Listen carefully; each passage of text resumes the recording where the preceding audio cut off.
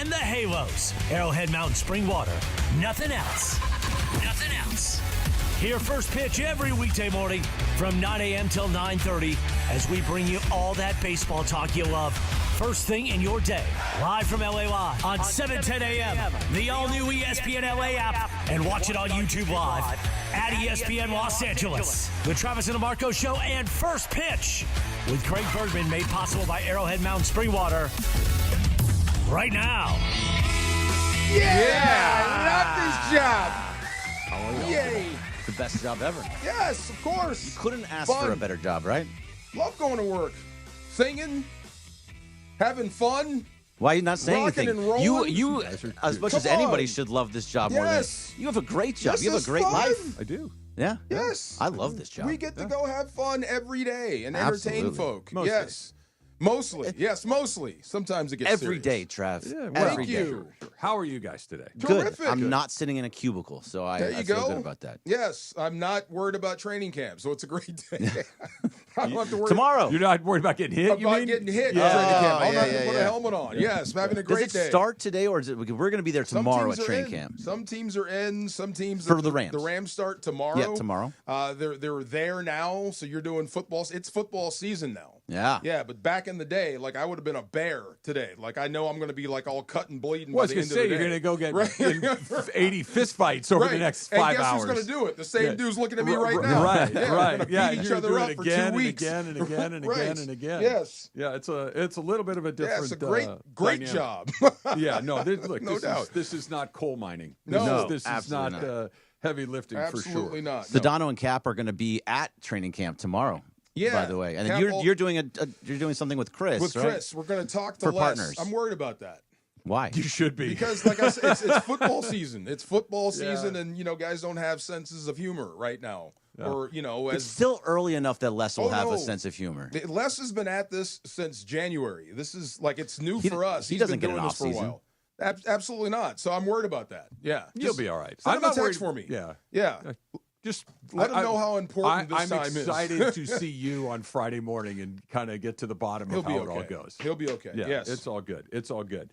Rock bottom is where they are for the Rock Dodgers. bottom. At least that's what Dave Roberts said, that the Dodgers hit rock bottom last night, which is not a phrase that I'm signing up for, but they played like absolute crap. That's true. The bullpen played like absolute crap, but it's also but the rock bottom.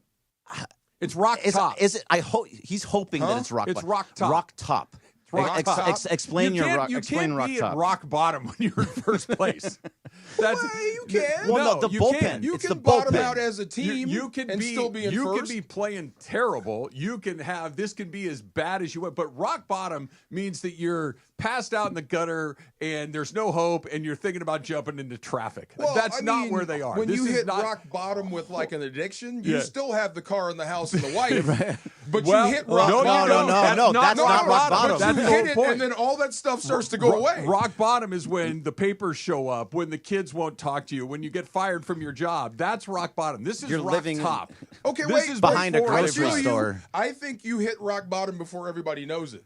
That's when people start finding out you hit rock bottom. So So maybe Dave is they're- like, we can't play any worse than this. They probably couldn't play much worse than they played last night. That was bad. But when you are in first place at the end of July, it's hard to say that you're. The Colorado Rockies are at rock bottom. The Chicago White Sox are at rock bottom. You're at rock top. Like, you stink top. right now, but you're still at the top. I don't know if I've ever seen rock top before where that team stinks.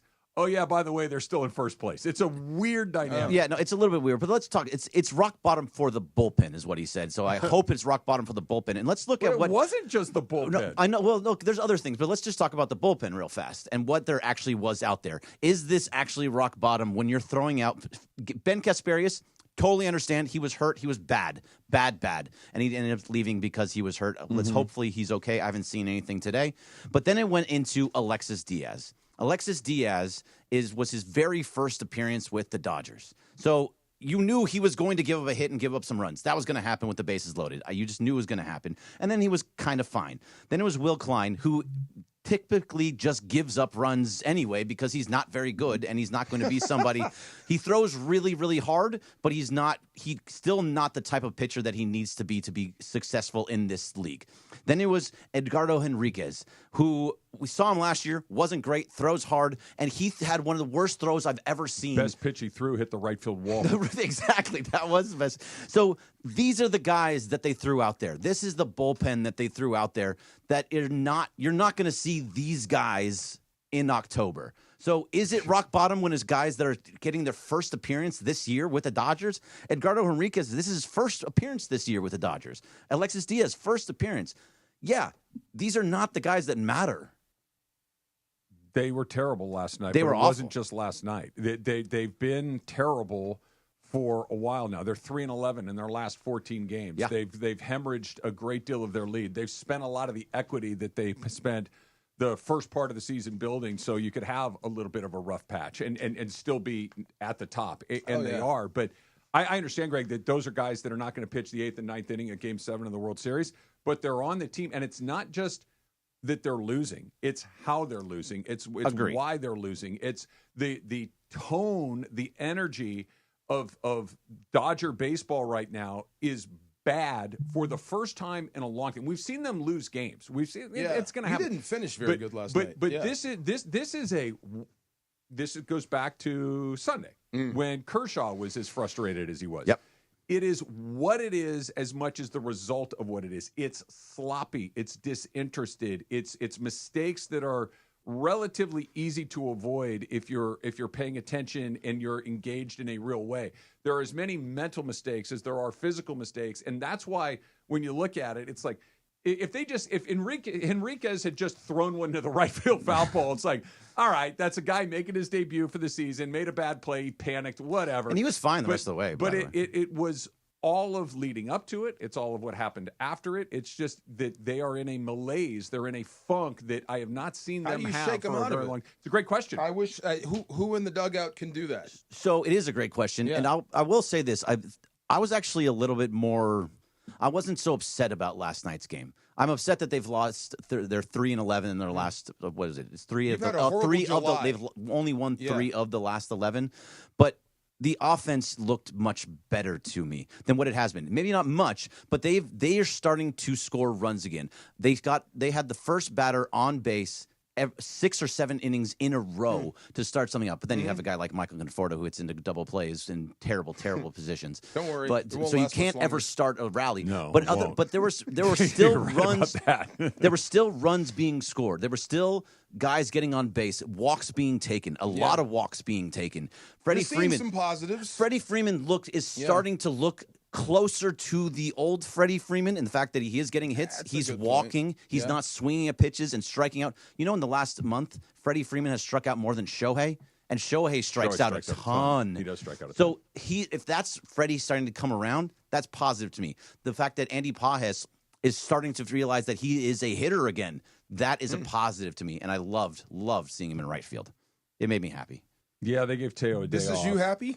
No, I'm the positive one right now. No, This well, is it's you funny happy? because it's Wow. not. Last night was a bad game. That's fine. I mean, but it's not all fine. around. But yeah, that's it. It's not. Last night you could chalk up to bad night. You're Everywhere. using guys, but it was a bad night on the heels of a bad night, on the heels of a bad night, on the heels of a bad night. And now it's not a bad night. It's a bad week. It's a bad 2 weeks. It's a bad 3 weeks. And now it's not just, It is a, how do we fix this? And how do you get re-engaged? And they've tried some smaller things. They put Mookie in the leadoff spot. They've tried to, they put Sheehan in the rotation, took May out. Like, they've tried some little tweaks here or there. But this feels like it's Rock bottom. baked into what they are at the moment. Yeah. This is baked into their essence right now, and I'm not quite sure how you get out of it other than just keep playing and hope that the pieces start to come back together and you start to get more healthy guys and you start to get your more regular guys. But they're still missing a lot of guys, and those guys aren't necessarily coming back anytime soon. And for you said it before, DeMarco, and I think it's a good point, is how close does it need to get before you're like, hey, look, we're actually, we can't just say, it's going to happen. We're going to be fine at the end. We're going to be fine at the end. it's at least point now where we got to make sure that we get to and they're going to. I'm not worried about them missing the playoffs, but you play enough bad baseball and suddenly bad habits become your regular habits. And I think that's kind of where we're beginning to see hey, this needs to stop sooner than later. No, that's all totally fair. And this has been bad for a while. The bullpen has been bad for a while. I'm just overused to a crazy degree. At least it's being overused by guys like Will Klein. I mean, they could have last night. It's all of them. It's Vesia, it's Bonda, it's Tanner Scott was being overused. Kirby Yates, even just coming back, is a Can problem. I give you a quick number? Wait, go ahead. Yeah, the Dodgers lead Major League Baseball in bullpens innings pitched. Right. Okay, it's at 450 2/3. Right. What's the next closest? The next closest, first of all, it's 50 innings less. It's 405. Yeah. Okay, so it's 45 innings less, which is a ton. And think about who it is. It's the Chicago White Sox, a historically bad team. Bad franchise, yeah. So this is a team that has no good players, that's used far fewer relief pitchers. Like it's not just that the gap is huge, it's who's next closest and what. Like if the second worst team was the Philadelphia Phillies, the New York Yankees, the Chicago Cubs, you're like, okay, this is a weird thing, but the White Sox stink, and you're 50 innings clear of them is crazy. Yeah, and you had an outing from Yamamoto last night where he clearly did not have his best stuff, but he still made it. He kind of grinded it through. He grinded through, but he also could have gotten out of it completely clean if Miguel Rojas didn't botch a ball like that. If that doesn't happen at third base, he gets out of that completely clean, and maybe he goes 6 or 7.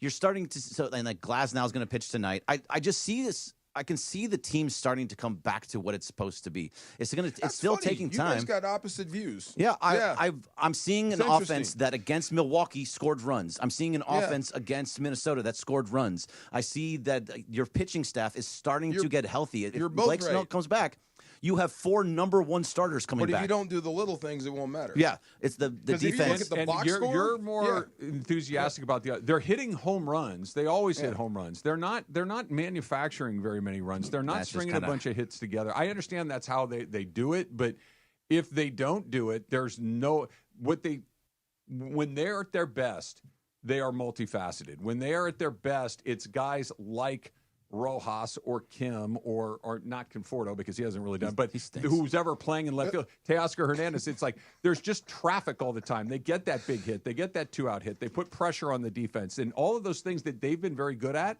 they're not, and other teams are doing to them. It's kind of like the role reversal. Again, I'm not panicking. It's more frustration than it is panic, and the frustration level is high because. Yeah. It's things like ground balls that should be picked up and collect the ball to Rojas that you mentioned. Yeah. That not only is just it may have been a double play, might have been a challenge, but you got to at least get an out. Right. Instead, there's at least no outs. Then when you got guys at first and second and nobody out, and this is not an opinion, this is a fact. The worst hitter in the National League is coming to bat in Michael Conforto. It's not, again, he is the worst. We're going to let him swing the bat? Yeah, I don't understand it. I don't get it. I don't get that either. And they go, well, the math says you never give away. He can't hit. He can't hit. He never He wanted to say hits. he sucks. He wanted so badly, DeMarco, to say he doesn't sucks. hit. And I understand where it's early in the game. So, but this man doesn't get hits, so let's make sure that maybe the next guy will get a hit. So let's move these guys up a little bit. Let's take a double play off of the table. Yes. And instead, he hits into the first of 2 double plays on the night. It's like, are you guys? Look, you're not going to get me to say something nice about Conforto. Especially when the team is struggling the way that they are. That the math says that you don't give away. Get him off the field. Get him in a place where he can't sink the ship. And what did he do? He took out a torpedo and blasted his own boat.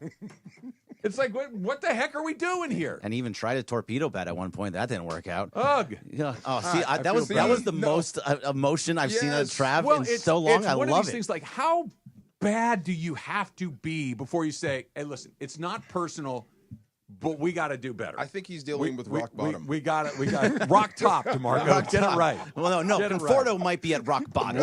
He is. He's rock bottom. Come on. They're in first place. They've been playing 8 on 9 all year long. All completely. Come on, it's it ain't that absolutely bad. true. Come He's on. right. It is that bad. He's literally the worst offensive player in the National League. He is the worst. It's been over 300 at bats. I believe it's you. time. It's Yes, time. come on. Just put him on the bench until you either Like I trade him said, or DFA him. Like that's it. not for much on the longer. bench. You know what Done. I'd like to see Move tonight? there. You know what I'd like to see tonight? Something that we really have not seen in a very long time. I'll tell you what's coming up next. Okay, and first pitch is always brought to you by Arrowhead Mountain Spring Water. Nothing else. Would you like one, DeMarco? Of course. Do you, Come on. I've No. one cold one. No? Give me the yellow. No. I like Arrowhead, but Switch. I want to Switch. sit in my bitter Switch. coffee I know you- anger for Give me the that Oh, one. you want that one? Oh, yeah. I love the lemon. That's fine by 3, me. 2, 1. There Thank you you. go. One guy can fix this today, but I'm skeptical. It's coming up next. It's Travis DeMarco. Greg's here too. 710 ESPN. This is the Arrowhead Mountain Spring Water first pitch on the Travis and DeMarco Show on 710 ESPN, the all-new ESPN LA app, and on YouTube at ESPN Los Angeles. Arrowhead Mountain Spring Water, nothing else. More of first pitch next on 710. Hey guys, it's Sedano here. My friends at Children's Dental Fun Zone is the one-stop shop specializing in children's dentistry and orthodontics for over 23 years. From routine care, braces, and aligners to orthodontic planning, Children's Dental Fun Zone accepts Medi-Cal, PPO, and HMO insurance plans. For a free consultation, visit their website, cdfzone.com, or call them at 833-586-7898. And let them know that Sedano and ESPN LA sent you. Children's Dental Fun Zone. Sparkling smiles, happy kids.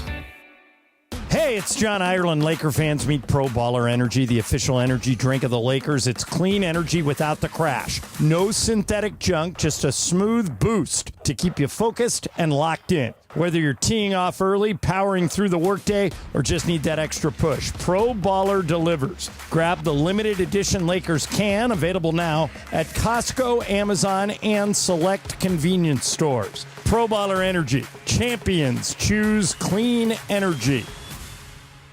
Back when I played, leg cramps were no joke. Fourth quarter, overtime, practice, even when I got home, they would hit out of nowhere. Had I known about Highland's leg cramps back in the day, I would have had a locker full of the stuff. Now I'm retired, I still get these cramps on my morning walks, hanging out with my daughter, but now I've got something that actually works. Highland's leg cramps. The tablets dissolve quickly under the tongue and don't upset my stomach. Cramps hit athletes, weekend warriors, couch coaches, all of us. Grab Highland's leg cramps and get it today at Walmart, Walgreens, or CVS. For ESPN LA contest rules, go to ESPNLA.com and click the contest button. When it's game time, every play counts. So when it's time to choose your next vehicle, make the winning play at George Chevrolet. From the powerful work-ready Silverado to the family-sized Traverse and all-electric standouts like Blazer and Equinox EV, George Chevrolet has an incredible selection and a championship-caliber team ready to help you get the perfect Chevy at the best price. Visit them off the 91 Freeway, Lakewood Exit in Bellflower, or shop online at GeorgeChevy.com. That's GeorgeChevy.com. Chevrolet, together let's drive.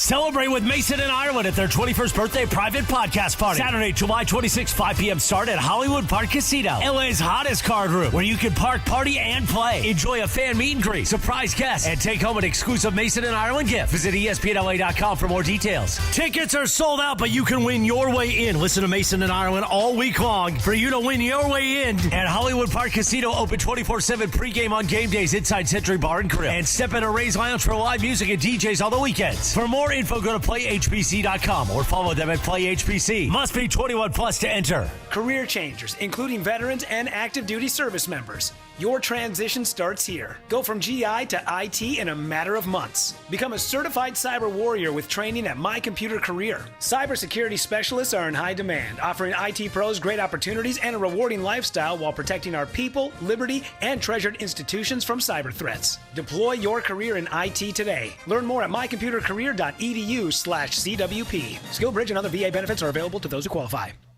A SoFi personal loan is here to help you achieve something once thought impossible, overcoming high-interest credit card debt. Walk the tightrope of your finances with one low, fixed-rate monthly payment, no fees required, and as soon as the same-day funding. That's right. Pull off your own debt-defying stunt with a SoFi personal loan. Visit SoFi.com/trick to learn more. Loans originated by SoFi Bank, N.A., member FDIC. Terms and conditions apply. NMLS 696891.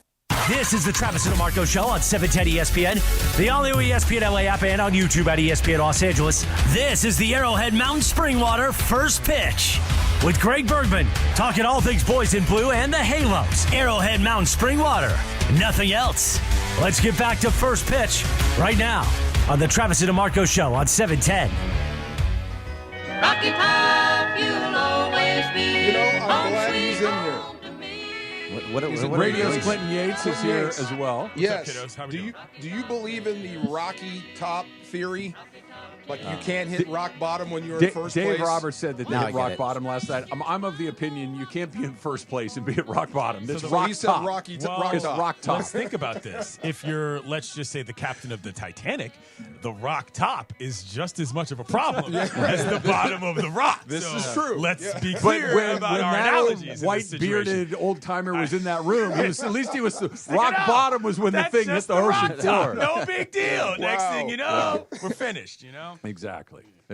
No, it was like, last night was a representation of the last 3 weeks. I would say so. It wasn't just that Henriquez threw a ball at the three. You don't see a lot of three-base errors in the major leagues. That was pretty the rare. worst throw I've ever seen in my life. It was in the in contention. So what you're saying, Greg, the throw is one thing, but this is what we were talking about a little bit in the break. I start to get anxious when I feel that teams, beyond just how the talent displays out, start making decisions that are bad baseball decisions no matter how good you are. And when you lose a game by 3 runs and you have a 3-run error by a pitcher on a ball that literally he should have put in his back pocket, eat it, as they say, DeMarco, Right. when you come up with that, eat that ball. Oh, yeah. And he launches it on a bobble and a misplay on the field. I was like, what are you thinking? It was a combo physical mental error. Yeah. A physical error of the bobble will cost you 1 run. Firing it into the right field seats cost you 3. It's just like, what are we doing here? What are we thinking about? Yeah. You also can't throw a ball 100 miles an hour to the first baseman on that.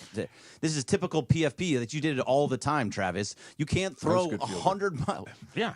You can't throw 100 miles an hour to the first baseman and expect him. Like he may not even caught it. Not from that close. He might have hurt him. Distance? He might have Yes, hurt him. exactly. And I think that's where I get most worried. It's one thing if a guy's in a slump. It's another thing if a guy is kind of booting balls because he's hurt or whatever. But if you're making decisions where you're like, even at the lowest level of the game, you should not have even thought about doing that. Never mind, went through it. That's where I start to get a little anxious about where the morale of the team is. And it was the best example of what you're talking about was the 3-base throwing error. But you can run it all the way back to Saturday night when the Dodgers took terrible routes in the outfield. That's a mental mistake. Yep. They forgot to cover second base on a steal. That's a mental mistake. You take bad at-bats with a runner at third base and less than 2 outs. That's a mental mistake. That Clayton Kershaw nearly blew his stack on Sunday because the ball's being thrown to the wrong base. Guys are not doing the things that – this isn't a – Miguel Rojas' error at third base, that's an error. That's just the ball hit him in a weird spot in the glove. It's an error. You can live with those. Throwing it to the wrong base – not understanding that 1 run you can live with, 3 you can't, and throwing it into right field, that is this, not this. And that's the sort of stuff that can grow roots.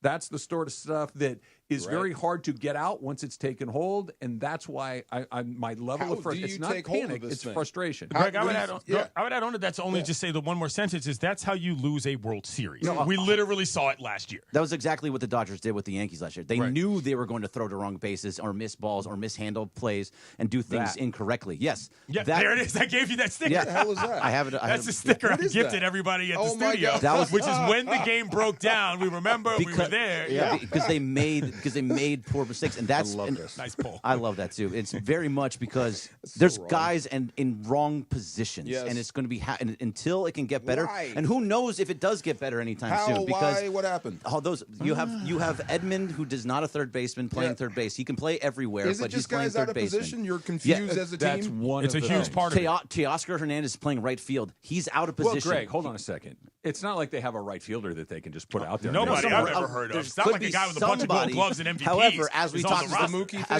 about Okay. the other day, I don't even think about that because they're not gonna do it. They're What do you not think moving about back. that? I think it's what they have to do. I mean, do the too. reason why the I do positional too. element changes is because if one guy's out of position, that means two guys are likely out of position. And if two guys are out of position and the third guy is not ostensibly better at playing the wrong position, then you've got three dudes out of position. And Right. if two of them are on the infield, you're screwed. Yeah. That's why it's a factor, because it all adds up in a way that makes it very difficult to overcome if your bullpen doesn't look great and your starters are. I mean, it's part of baseball. But to me, the fix Are you is about you to go got to get somewhere? Mookie back to right.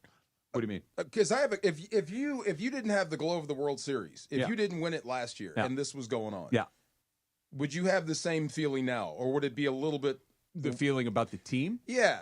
Would you go past frustration when you're playing this bad? If you weren't defending 100%. Yeah, Okay. yes. Yeah, Okay. yeah, for Absolutely. sure. But they did, and that's the thing. And they Right. did it the They way did. that Right. the opposite of what they're doing now. Well, think about the joy they took in dancing on the Yankee grave. Exactly. You said, what did you say? and really Took the said words it. out of my Baseball mouth. gods Yeah. do not like that. They don't. Right. There it is. That guy sitting there with the big chew up in the sky. Oh, yeah? spitting in his thing, going, "Oh, you think so?" Is that right?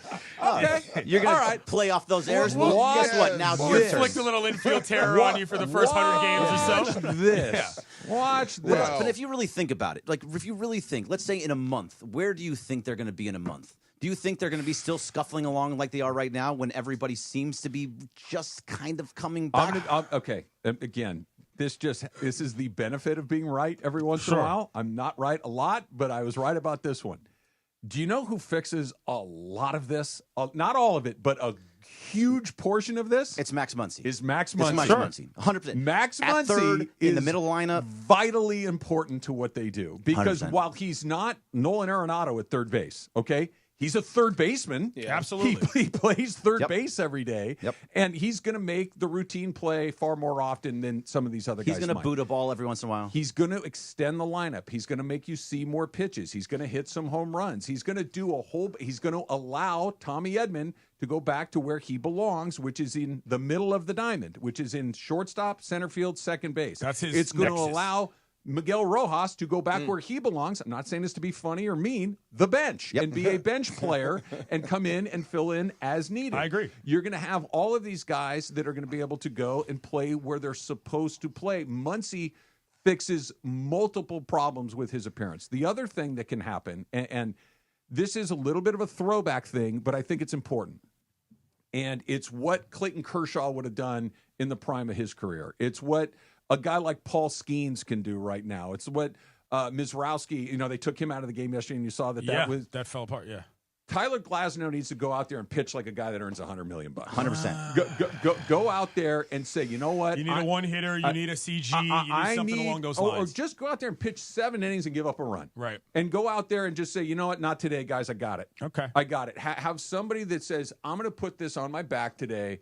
Y'all don't need to worry about this. And I understand that's kind of an older way to look at it, but if you are a horse, if you are a $100 million guy, you're going to need to do that once in a while. And really, he has not done it. He's got a chance to do it today. It's his turn. I'm picking him because he's tonight. He's the guy tonight. I like it. DeMarco, to answer your question, and I want to ask Greg's thoughts on this, because Greg often, I know that this is extremely smart logic in the context of being a Dodger fan, but you always solve for, if you're in first place, it doesn't matter, because you're ahead of the other squad you're playing. I solve for, in terms of this context of how you're playing the baseball. And what I'm looking at is, if this is what continues, I don't care if they're ahead of everybody in the NL West or not. You can't be in that sort of frame of mind going into the playoffs in terms of how you're doing things, no matter where you rank against other teams, because it will catch up to you in the playoffs. That's the thing I'm concerned about. 100%. You're absolutely right.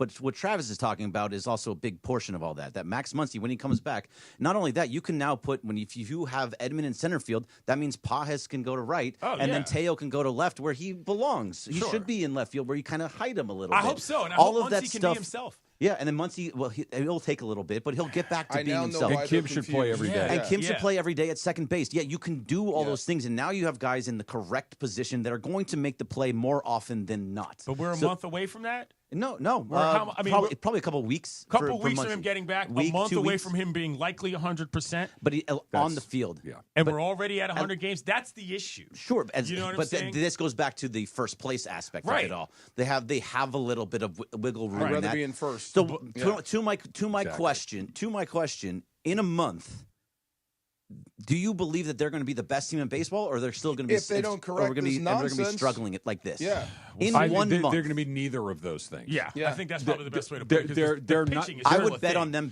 having the best record in baseball in a month. If you said to me which of those two are more likely, the high side is the more likely of the two. They're not going to continue playing like this. Nope. They are going to get some guys back. Things will start to settle in, but. Here we are. The deadline's a week away. Today's the 23rd, right? Yeah. Deadline's a week away. It's the 23rd of July, and really, other than that stretch where they played the Rockies, the Royals, and the White Sox, they really haven't hit the gas all season. They had the fast start, and since then, been okay. Yeah. Like they've been okay or bad. And so what the good news is even bad teams have a hot stretch. They still haven't had it. No. So that means it's coming. They have better players than most of these other teams. That's a huge advantage.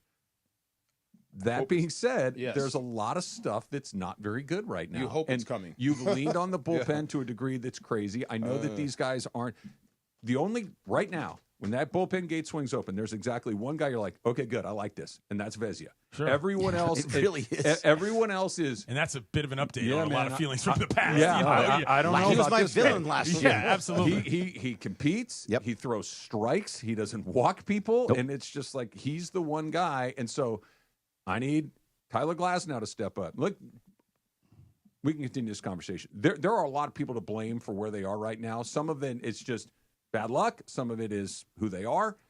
Tyler Glasnow, Blake Snell, and even to a lesser degree, Shohei Ohtani being unavailable to pitch at like regular starting pitchers is part of this. That you've asked guys that could have been bridge guys, Robleski, Sheehan, Knack, to eat big innings for this team because Blake Snell's thrown 9 innings. It's not his fault, but he's thrown 9 innings. Yeah. That's not enough. Tyler Glasnow, surprise, surprise, unavailable for the vast majority of the season.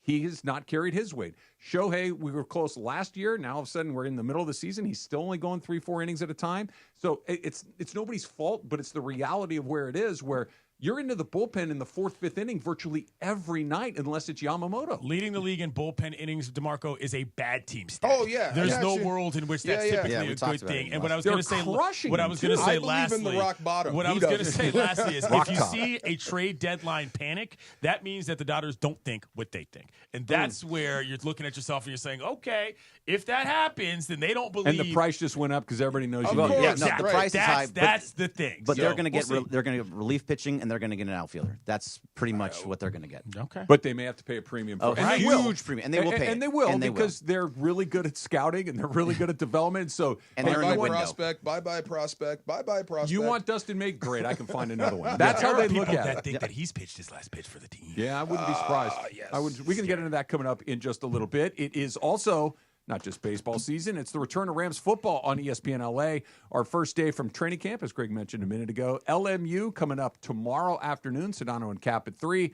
Don't miss all the sights and sounds as the Rams get ready for the entirety of the season. Kickoff right around the corner. Training camp coverage on ESPN LA presented by Pechanga Resort Casino.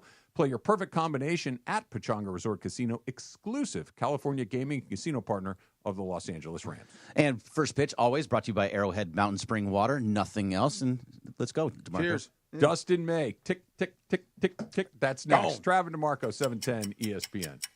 Are we ready? It is the Mason and Ireland 21st birthday private podcast party. Saturday night at Hollywood Park Casino.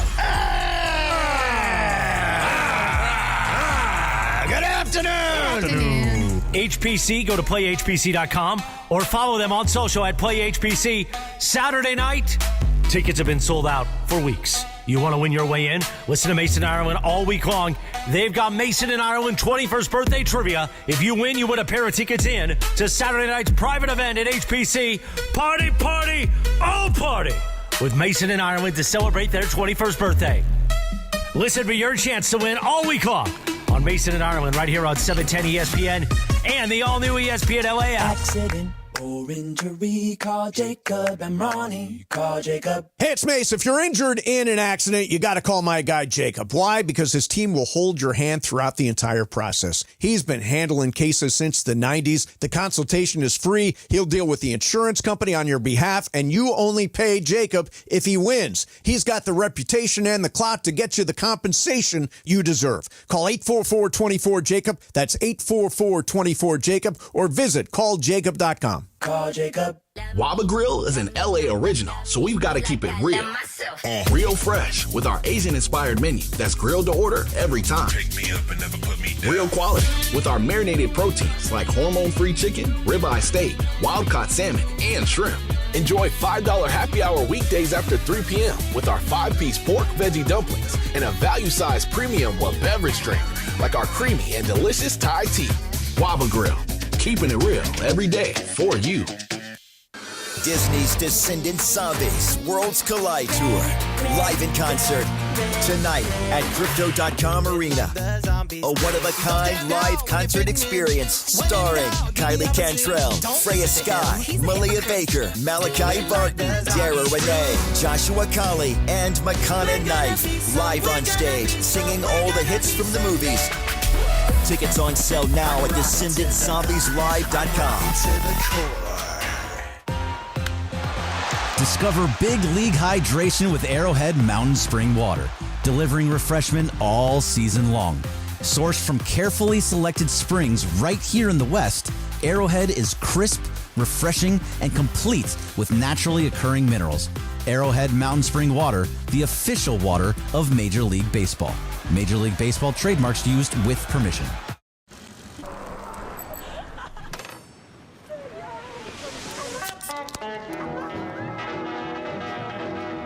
Introducing Golden Hour, our new mango dragon fruit sparkling spring water. Arrowhead, straight from the West.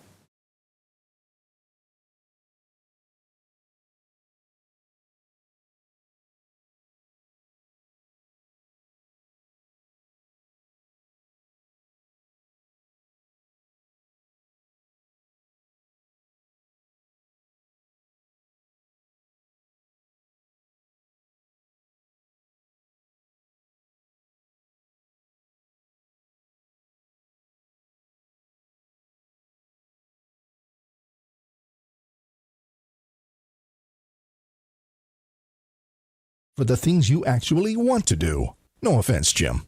Get a new Dell AI PC starting at $749.99 at Dell.com/AI-PC. How those ahead stay ahead.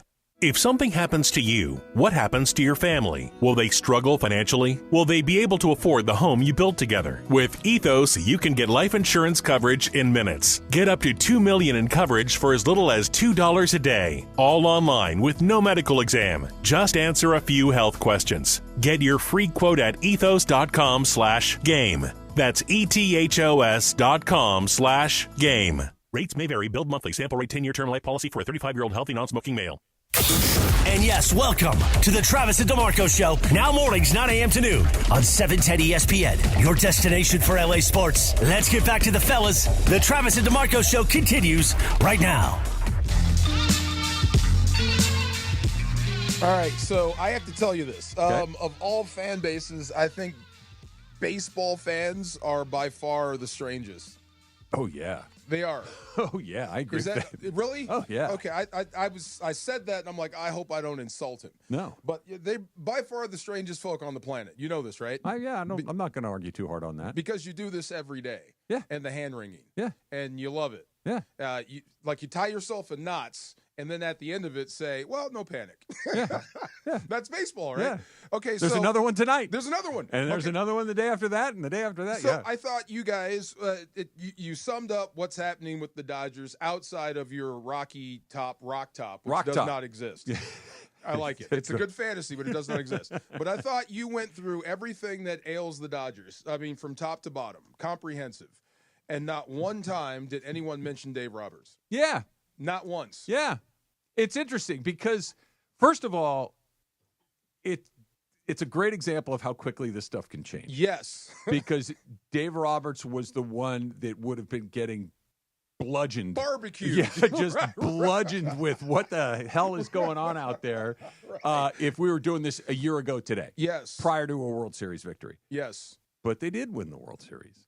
And not only did they win the World Series, but they won the World Series with Dave Roberts navigating a really complex situation in real time. Oh, yeah. And not only because, by the way, I still believe this. I still believe that he is a collaborator with the front office when it comes to lineup and pitching and all this stuff that they do with, we're going to use this guy here, all of this. This isn't a Tommy Lasorda going by your gut kind of situation. This is a collaboration. But what went wrong with the Dodgers last year with guys getting hurt and all of a sudden you don't have any pitchers and we're down to a bullpen day on a limit, like you can only navigate that in real time. You have to do it as, hey, here's what's happening right now. I got to make a decision. Insulated himself. And he did great. And they won, and he gets a great deal of credit for that. This is what's happening right. And again, this is why I like Rock Top. Again, they're in first place. I feel like that needs to be said over and over again. They are in first place, despite the fact that they're playing garbage baseball right now. But the reason I think Dave has skipped in a lot of this stuff and not been like, hey, what are you going to do about this is you're asking him to win the jackpot at the poker table with a pair of threes right now. It's like, what do you want me to do? You're bluffing. And it's not like you can't win with a pair of threes, but it's a lot harder. Yeah. And he's used to playing with a full house. Need some luck there, too. Right? When Mookie is Mookie, okay, I got a pair of kings. When Freddie is Freddie, now I got two pair. When Shohei, Freddie, and Ohtani are all, now I got a full house. Like, he's having to do this in real time. Nobody's winning with the bullpen that they have right now. Nobody's doing that. Nobody's winning with, 3 or 4 guys being out of their primary position. It's a lot to ask. Bullpen. You have no choice but to overtax your bullpen with the way your starters have gone, with the injuries. Yeah.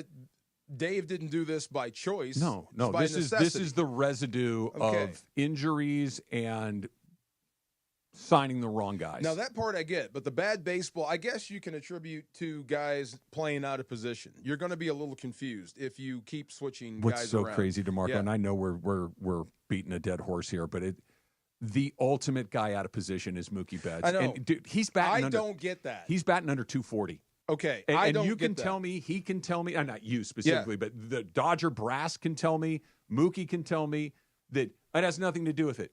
Yeah. How are you so sure?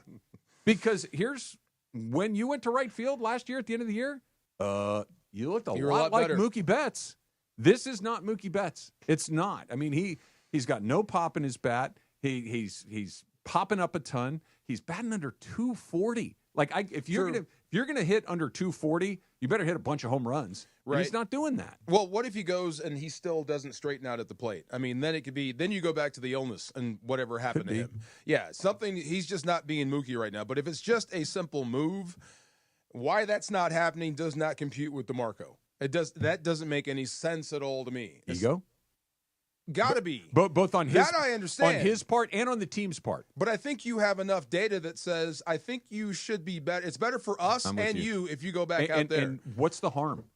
I don't know. What's the downside in doing it other than you dent his pride some? Maybe, and you dent your own a little bit too, in the sense of we didn't go get one. We're rolling with this because he wanted to do it, and we didn't stand up and say this is not a good idea. You're a right fielder. Stay out there. Like, in other words, saying, I hear what you're saying, but we're going to go sign Willie Adames this offseason. You're going to play right field because that's what's best for the team. If you put him back in right and unlock Mookie, I think I could deal with the fact that I didn't go out and get better there. I'm with you. Yeah, I would do it. But that doesn't compute. And I don't know. I keep going back to what Kershaw tried not to say. And, something that gnaws at you when you say, I don't want to say this because I don't want to get in trouble. Okay, from who? Yeah. Why? What do you really want to say? Then just say it. And I don't know. If not Dave, then who in that dugout or clubhouse is going to say anything? Because sometimes you need somebody to shake things up. I think there are a handful of candidates, and I want to rank them. I think Kershaw's the first guy that could do it. Kershaw's been there the longest. He's an established Hall of Famer. Like, nobody's looking at him going, what do you – it's not happening, right? Like, he's Clayton Kershaw. When he speaks, people listen. Mookie Betts could do it. He's Mr. Dodger. Right. Yeah. Mookie could do it. He's an MVP. He's a 3-time World Series champion. He was playing better. But he's not playing If well. he were playing better, yes. So he's not playing well. Freddie's another one, but I don't know if Freddie has a pull your head out of your ass gear. I think Freddie's got enough on his plate getting healthy for games. Yeah. And I just the demeanor. Freddie is just such an affable, likable, easygoing guy that for him to fire and brimstone and be like, dude, that's not you. Yeah. Like it just I don't know if it would ring. No authentic. expectation of Shohei, right? And that's not even fair to even say. I wish it could be him. I do too, but I don't. That's just not him. I don't think it is. No. I don't think it is. I don't want that to be his job anyway. But. Yeah, I think it would be one of those. It's an authentic. Kershaw lighting up the room, I think, feels authentic. Yeah. Mookie lighting up the room, I think, would feel authentic. Those other guys, I don't know. I mean, they certainly have the cachet and the ability, but I don't know. Yeah, I know. Somebody's got to do it. Yeah. Something. I'm with you. Listen all this week. The biggest show on the radio, Mason and Ireland. Your chance to be a part of Saturday night's Mason and Ireland 21st birthday private podcast party at Hollywood Park Casino. Your only way in is to win this week by listening to Mason and Ireland noon to 3 on LA's mega sports station 710 ESPN. The Far Side's coming up next. I am getting stronger, Travis. No joke. The little thing we do with the kettlebell walking around did 4 miles, and it felt like nothing. That's and a grind. I wish I could say it's something I'm doing like some sort of supplement. It's not. I'm getting good rest now. I'm getting better rest at night, and that's because of the Highlands Leg Cramp PM. I used to get these Charlie horses in the middle of the night, would wake me up, and I would have to get up. This was routine. Get up and walk around the bed about a good 15, 20 times before it would release, and I can get back to sleep. But it's just messing up my rest. But now, because of Highlands Leg Cramp PM and Highland Leg Cramp period, it's been great for those cramps. It just really knocks them out. So I wish I would have had this back in the playing days. This was a really big deal. I would just go out there and just empty the bucket, come back home dehydrated, and start cramping up. This has been great. The tablets dissolve quickly under the tongue.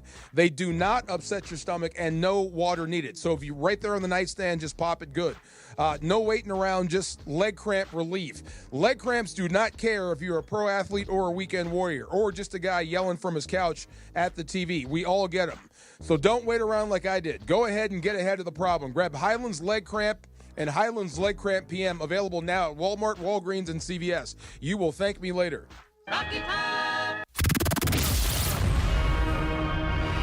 Rams football is coming, and we're getting ready for Rams training camp at LMU. All the sights and sounds of training camp on ESPN LA. We're stretching down here. Crank that music. Let's go. Presented by Pechanga Resort Casino. We're all running the stucco concept, so we're running scout route. Join us Thursday at 3 p.m. with our first training camp show. Sedano and Cap at 3 p.m. live from Rams training camp on your home for Rams football. Hi, this is Matthew Stafford of your Los Angeles Rams. It's time for Rams training camp. Join us Thursday at 3 p.m.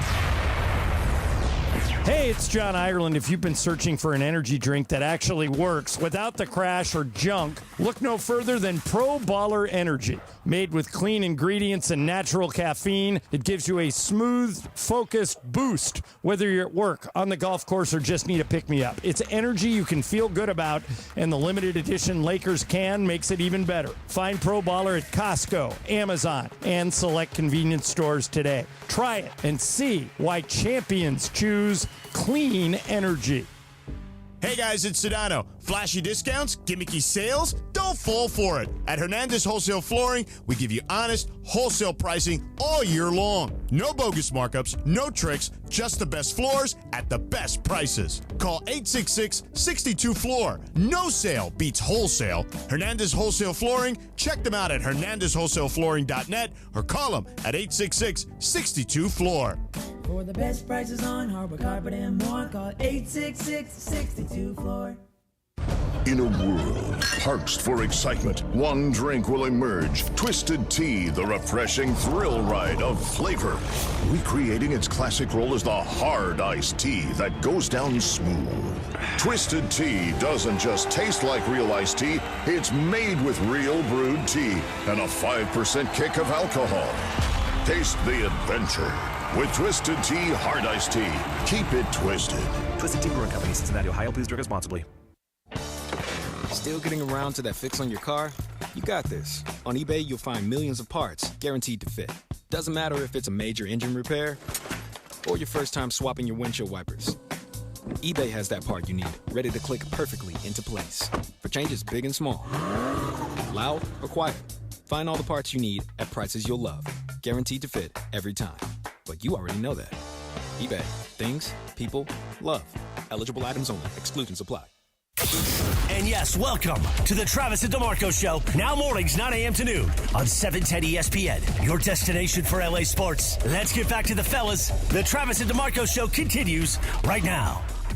You unlock this door with a key of imagination. Beyond it is another dimension. A dimension of sound, a dimension of sight, a dimension of mind. You're moving into the land of shadow and substance, of things and ideas you've crossed over into the far side. I'm in the far side. You're in the far side. It is the middle ground between light and shadow. Do you know what helped? 4 or 5 hour ride. I jumped in the ocean. It helped. Between science and superstition. I gotta feel quick. I gotta feel quick. I gotta feel fast. I want to feel naked out there.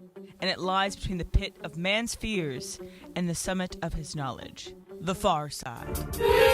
I need you to visualize Greg Bergman. I'm not talking to Greg Bergman. It just looks like I'm talking to Greg Bergman. Okay. Is that fair? Yep. He is the face of the issue that I was trying to get into. Okay. And it's so funny. We were saying, like, you asked me during the break, have you ever had something that just gnawed at you and stayed with you and just keeps gnawing at you? Gets worse, doesn't get better. It doesn't get worse. The more you revisit it, the more upset you get about it. It just keeps going. You want to share yours? No, not yet. You don't? Okay, you're not ready for that. Okay, but we're almost there. Say again, Em? Your back problem. No, problem. no, that's a physical. This is a. Do I explode and go nuclear, or does that make it worse? Because you keep thinking about it and you don't know how to deal with it. Okay, well, not to that degree, but sorta. And this is a fun sports talk radio type situation here. Okay. So let me go back a little bit. Back in the day, I don't know if you know this, but the Midwest, St. Louis in particular, was a hotbed of professional wrestling. Did you know that? I know because you've kind of informed me on it. The cradle of the business, the foundation is there. The NWA is there. It started there. So a lot of the guys would come through and do shows. There was a place it was Wrestling at the Chase. So it was a big deal. They would come through for these old wrestlers, do matches, or the WWF or E would come through and they'd do matches. Okay. So we'd see them. We'd go backstage, meet the guys. They'd want to know where to go. So we would send them to our Bada Bing. It was a place called PT's. So we'd go and we'd meet and we'd talk. And I was with a guy named Stevie Ray. You might know his more famous brother, Booker T. Oh. And he was traveling with a guy named Crush. Okay. So it's weird. I told you, every time I see my favorite wrestlers, I mark out for a second, and then I have to, melt it back down. So, but I told this guy, his name is Crush, I know I am looking and I am talking to Brian. That's his real name. But all I see is Crush because I only know you through TV. Same with Stevie Ray. Yeah. All I know is your catchphrases and what you do, but I am actually talking to a human being. Okay. So every now and then, forgive me, I may just be starstruck for 2 seconds. But we get it. And then we started talking more and more. And as we're talking, people are coming up because they're famous and they want to take pictures, do all this stuff. And these dudes are trying to chill. So they're very professional. They answer questions, shake hands. They let you ask their questions. They'll answer in a way that's like, I'm answering you, but please move along. I'm chilling. So we start talking about this. And then Stevie Ray breaks down and tells me, I love marks. Those are people that pay to come see me perform. I'm a performer. You're a ticket buyer. I love you. Buy my merchandise, enjoy the show, go home. Got it. He can't stand smart marks. Smart marks are the people that walk up and say business things to him as if you're in the wrestling business, right? Okay. You should do this. You should change that. Oh, my God, you suck. Oh, my God, that guy is trash, right? You should see how he feels when people say that stuff. So, jumping to the now. Every now and then on Sports Talk Radio, when we're talking about people and sports and how they're performing. Is this where I'm supposed to be picturing Greg? Yes. Okay. This is where Greg comes back in.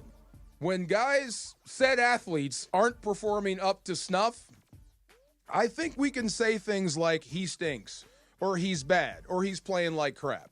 I think we draw the line at when you call a guy garbage, when you say a guy is trash. So here's my hypothesis for you. Okay. You do not have the right to call someone trash at doing blank when you can't do it as well or better than the guy you're talking about. What do you think of that hypothesis? We'd be out of business tomorrow. You think so? Yes. Okay. Yeah. Really? Yes. Because when it happens, I don't know if you notice, every time it happens, my eyes get big. Yeah. Because usually in an athletic environment, when you say you're trash, that's a challenge. Yeah. Not to get into a fight, but let's go out there and prove it. Sure. You shouldn't be able to say that unless you can back that up. I think it's I don't know. I understand your point. Okay. And it's a hypothesis now. I understand it. Yes. I understand the hypothesis, but I think that you're taking it far too literally. The idea is not I can do it better than him. It's another professional could do it way better than him. I like that better than he's trash. Yeah, but that's what it means. Okay. You're taking it literally like he literally sucks at this when he's the 1% of the 1% that's actually made it this far. The point is you suck by the metrics of professional sports. Okay. That's what it means. The next time that happens, I'm going to need a definition on what you mean. Okay, so mind you, I'm Stevie Ray's telling me this, and we're in this section that has more couches than tables. So it's a working area of PTs. Of the bada bing, PTs. It's a working area.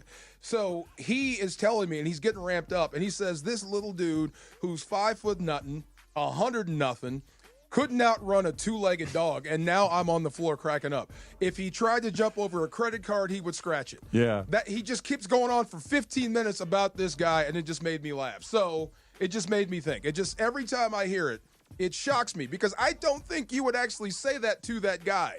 That's rude and disrespectful. It is. So why on the microphone do you think it's okay to say? Because we're entertaining people, because we're offering our opinions, because we're voicing our frustration, because we're trying to articulate just how bothered we are by somebody batting 170 making $15 million I wrote down doing it. what you said. What did I say? That game was dog blank. Yeah. I put that in the fair column. Okay. Okay. He stinks. That's fair. Garbage, trash. Oh, come on, bro. But how is stinks that's out that of much line. different than garbage? What's that? How is stinks that much different than garbage? Because he does stink right now. He stinks is good. He's playing like crap is okay. He's trash. I think if you make it in the now as opposed to in the generalization. He currently stinks. He's playing like garbage is better than he's garbage. Okay, fair. Yeah. Okay. But better. To me, they're the same. He said that. If you say he's a garbage person, that's, I think, the part where you're like, hey. He said it right here. We were talking about the Lakers, and he said he's garbage. And it's, whoa, you better be able to dunk. You know what I mean? Or something, or dribble. Really? I think it's relative. You're not qualified to say that. I'm just saying. Yeah. Am I wrong? Speaking of people that have opinions on other people's work, I want to play something that Paul Finebomb said to you about Lincoln Riley. Because Again? Yeah. There's a lot going on there. And by the way, there might be a lot of accuracy going on. It could be. As He well. has a bone to pick with Lincoln Riley. Yeah. The Far Side, powered by Highlands Leg Cramps and Highland Leg Cramps PM. Get reliable leg cramp relief fast. He needs some Finebomb relief. Why is he on his neck all the time? He's on more than his neck. That's coming up next. It's Travis DeMarco, 710 ESPN. Are you ready for amazing golf at one of the best courses in Southern California and to be part of raising money for an incredible cause? It's time for the 4th Annual Give Back Golf Classic, Friday, August 29th at the stunning Black Gold Golf Club in Yorba Linda, benefiting the Folds of Honor Foundation. Folds of Honor, they have a mission to empower deserving military families with educational support and opportunities. Register to play now at blackgoldgolf.com/FOH. Plus, there are still sponsorship opportunities to be part of this amazing event. blackgoldgolf.com/FOH. One of LA's best kept secrets in the heart of Los Angeles. Julie May at Hollywood Park Casino celebrate Mason and Ireland for their 21st birthday podcast. But it is sold out, but you can still win tickets. Just listen closely from noon to 3 for your last chance to win tickets. And we'll see you here at Hollywood Park Casino, LA's hottest card room.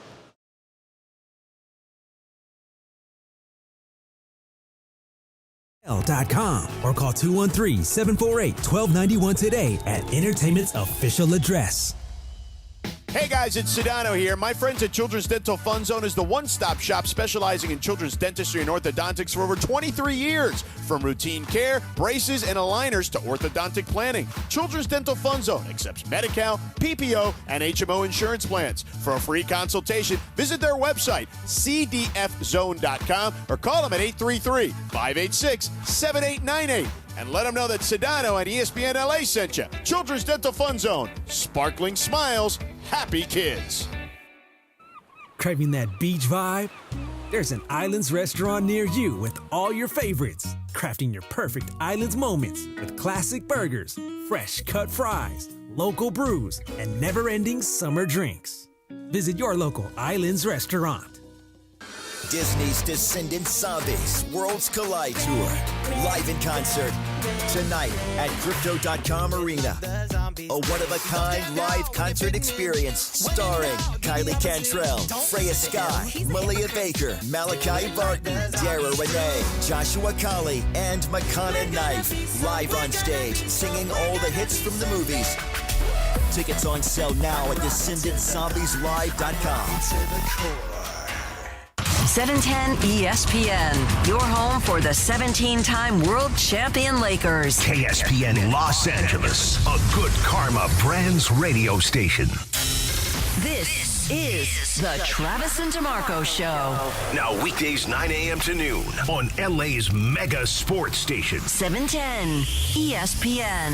Now let me say I'm the biggest hater. I hate the way that you walk, the way that you talk. I hate the way that you dress. I hate the way that you sleep. I hate haters. How about that? I can hate haters. I hate haters. Finebomb's not a hater. Is he? He's an I worked SEC with him honk. for a long time. He is a certified hater. Is he but a hater? He is anybody who's gotten to a certain level of success in this industry, talking on the radio, is a certified hater. Haters have no basis in reality for their hate. They just hate to hate. I hate Drake because he's got more money than me. That's hate. But if you really was that Drake? No, this is Kendrick, and I don't think it's because he has more money than him. But if you have a true reason why you're speaking bad about someone, that's not hate, that's truth.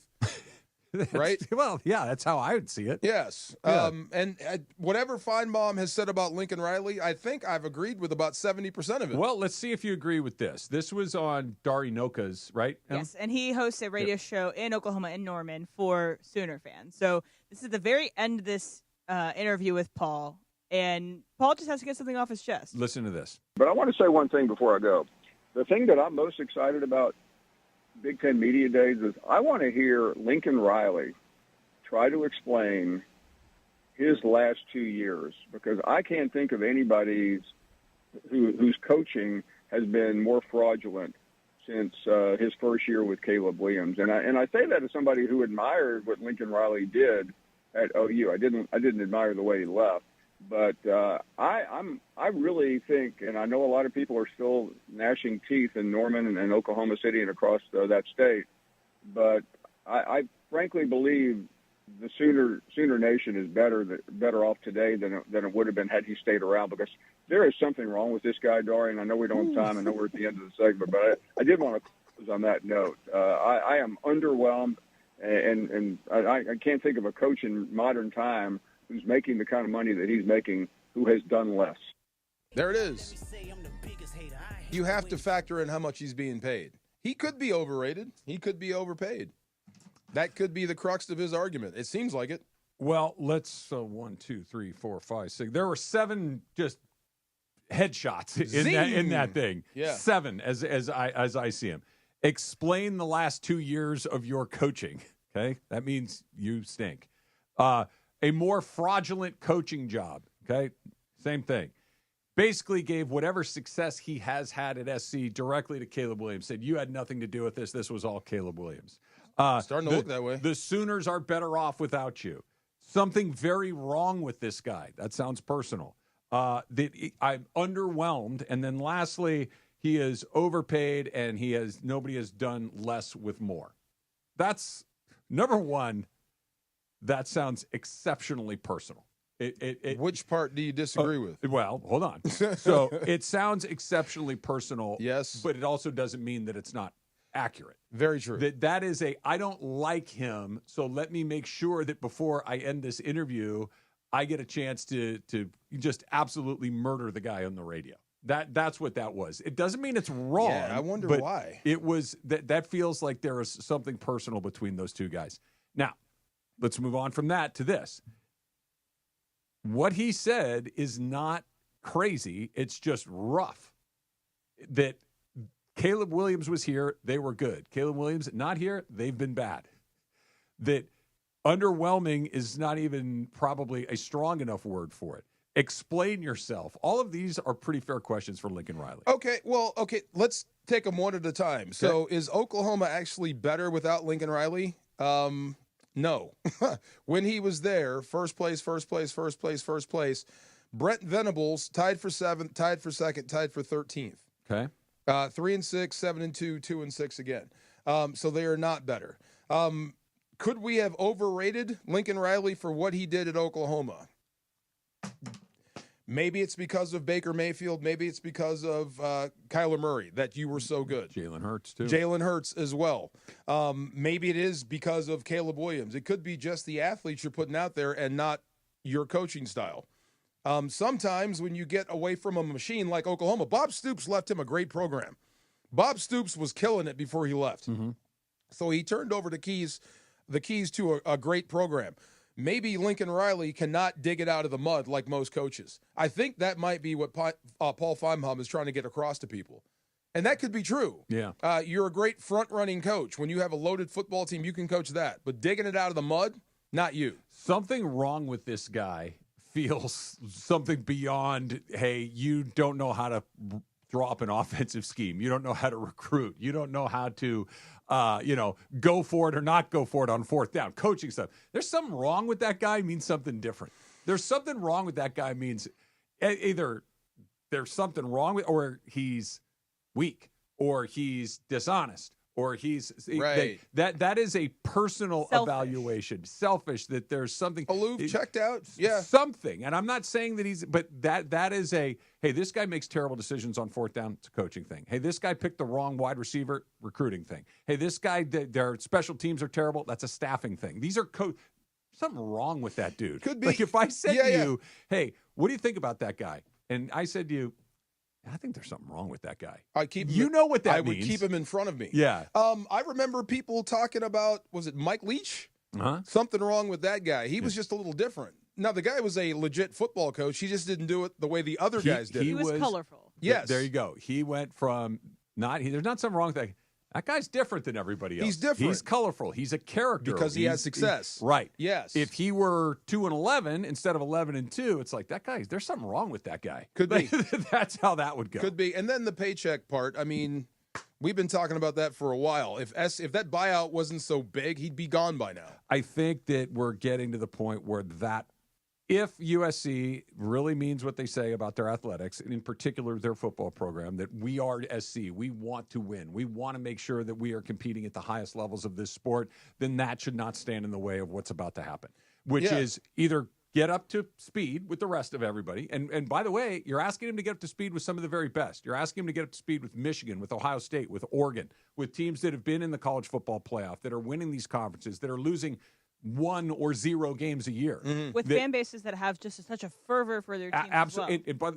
Ohio State, does anybody doubt that they care about football? Oh, God. Michigan? No. Right? No, not at all. Oregon? Yeah, they're all in. Nope. Yes. SC? Well, buyout's kind of expensive. Okay, so you look at all the money Ohio State's playing. Right. Because they care. Because they want to make sure that they're getting what they believe are the best players, what they believe are the best assistant coaches, what they believe that they're not going. Or maybe, I mean, that's the other part, and maybe Paul Finebomb is waiting for the other gear, waiting for Lincoln Riley. There was always one problem I had with Lincoln Riley, and there was one interview where he said he did not want to be Pete Carroll. He did not want to be Nick Saban. That did bother me some. How come?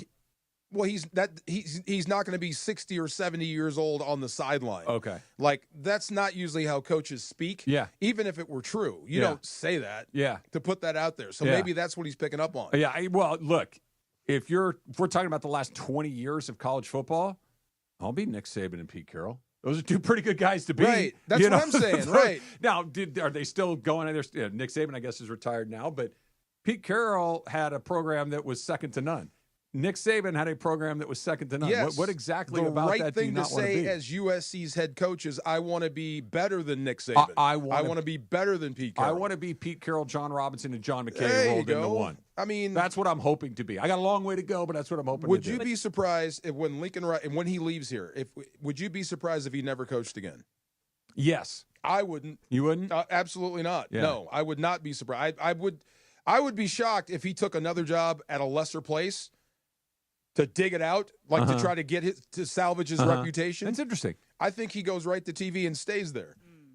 I think he goes to the NFL and as a coordinator. Oh, that would surprise me too.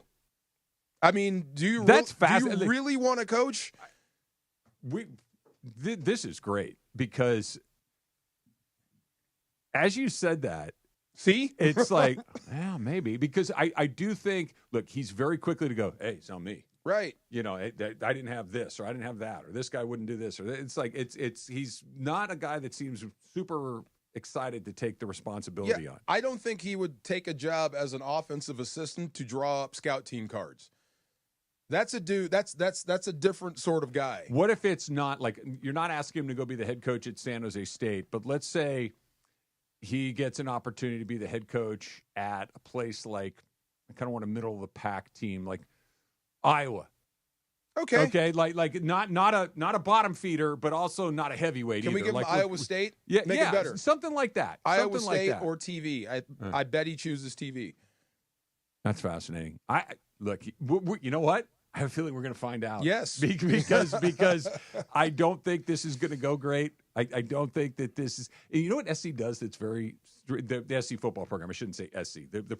Well, our recruiting class for 2026, dude, who cares? Half those guys that you have on the list won't even show up. Right. And the other half, the half that you get, half of them won't be as good as you thought. The quarter that remains, you might get them for 1 year, and they're going to go to another place because someone else is going to pay them. Like, what do you have today? What are we doing today? How are you going to beat Michigan? How are you going to beat Oregon? How are you going to beat Ohio State? How are you going to get in the CFP? Like, I don't care what's coming. You've been here long enough. And when Pete Carroll took over, the first year was kind of like, I don't know, but you could see it coming. Right. And all of a sudden, it's like Carson Palmer's there. It's like, hey, he's pretty good. And all of a sudden, we're going to put him in the program. We're going to get a couple years. We're going to put him in our weight room. We're going to teach him our offense. We're going to do all these things. And now SC is just this machine that's rolling along. Well, now, if you had a machine that's rolling along, Alabama and Ohio State just come in and take half your guys. It's because his quarterbacks have been getting worse since he came here. He has not been able to get a good quarterback since. I do wonder when Finebomb and said people are going to take SC to task and not just him. Like, are you going to be all in on this football stuff or not? Yeah. Yeah, because if you're going to be a player, you have to be a player. And that means,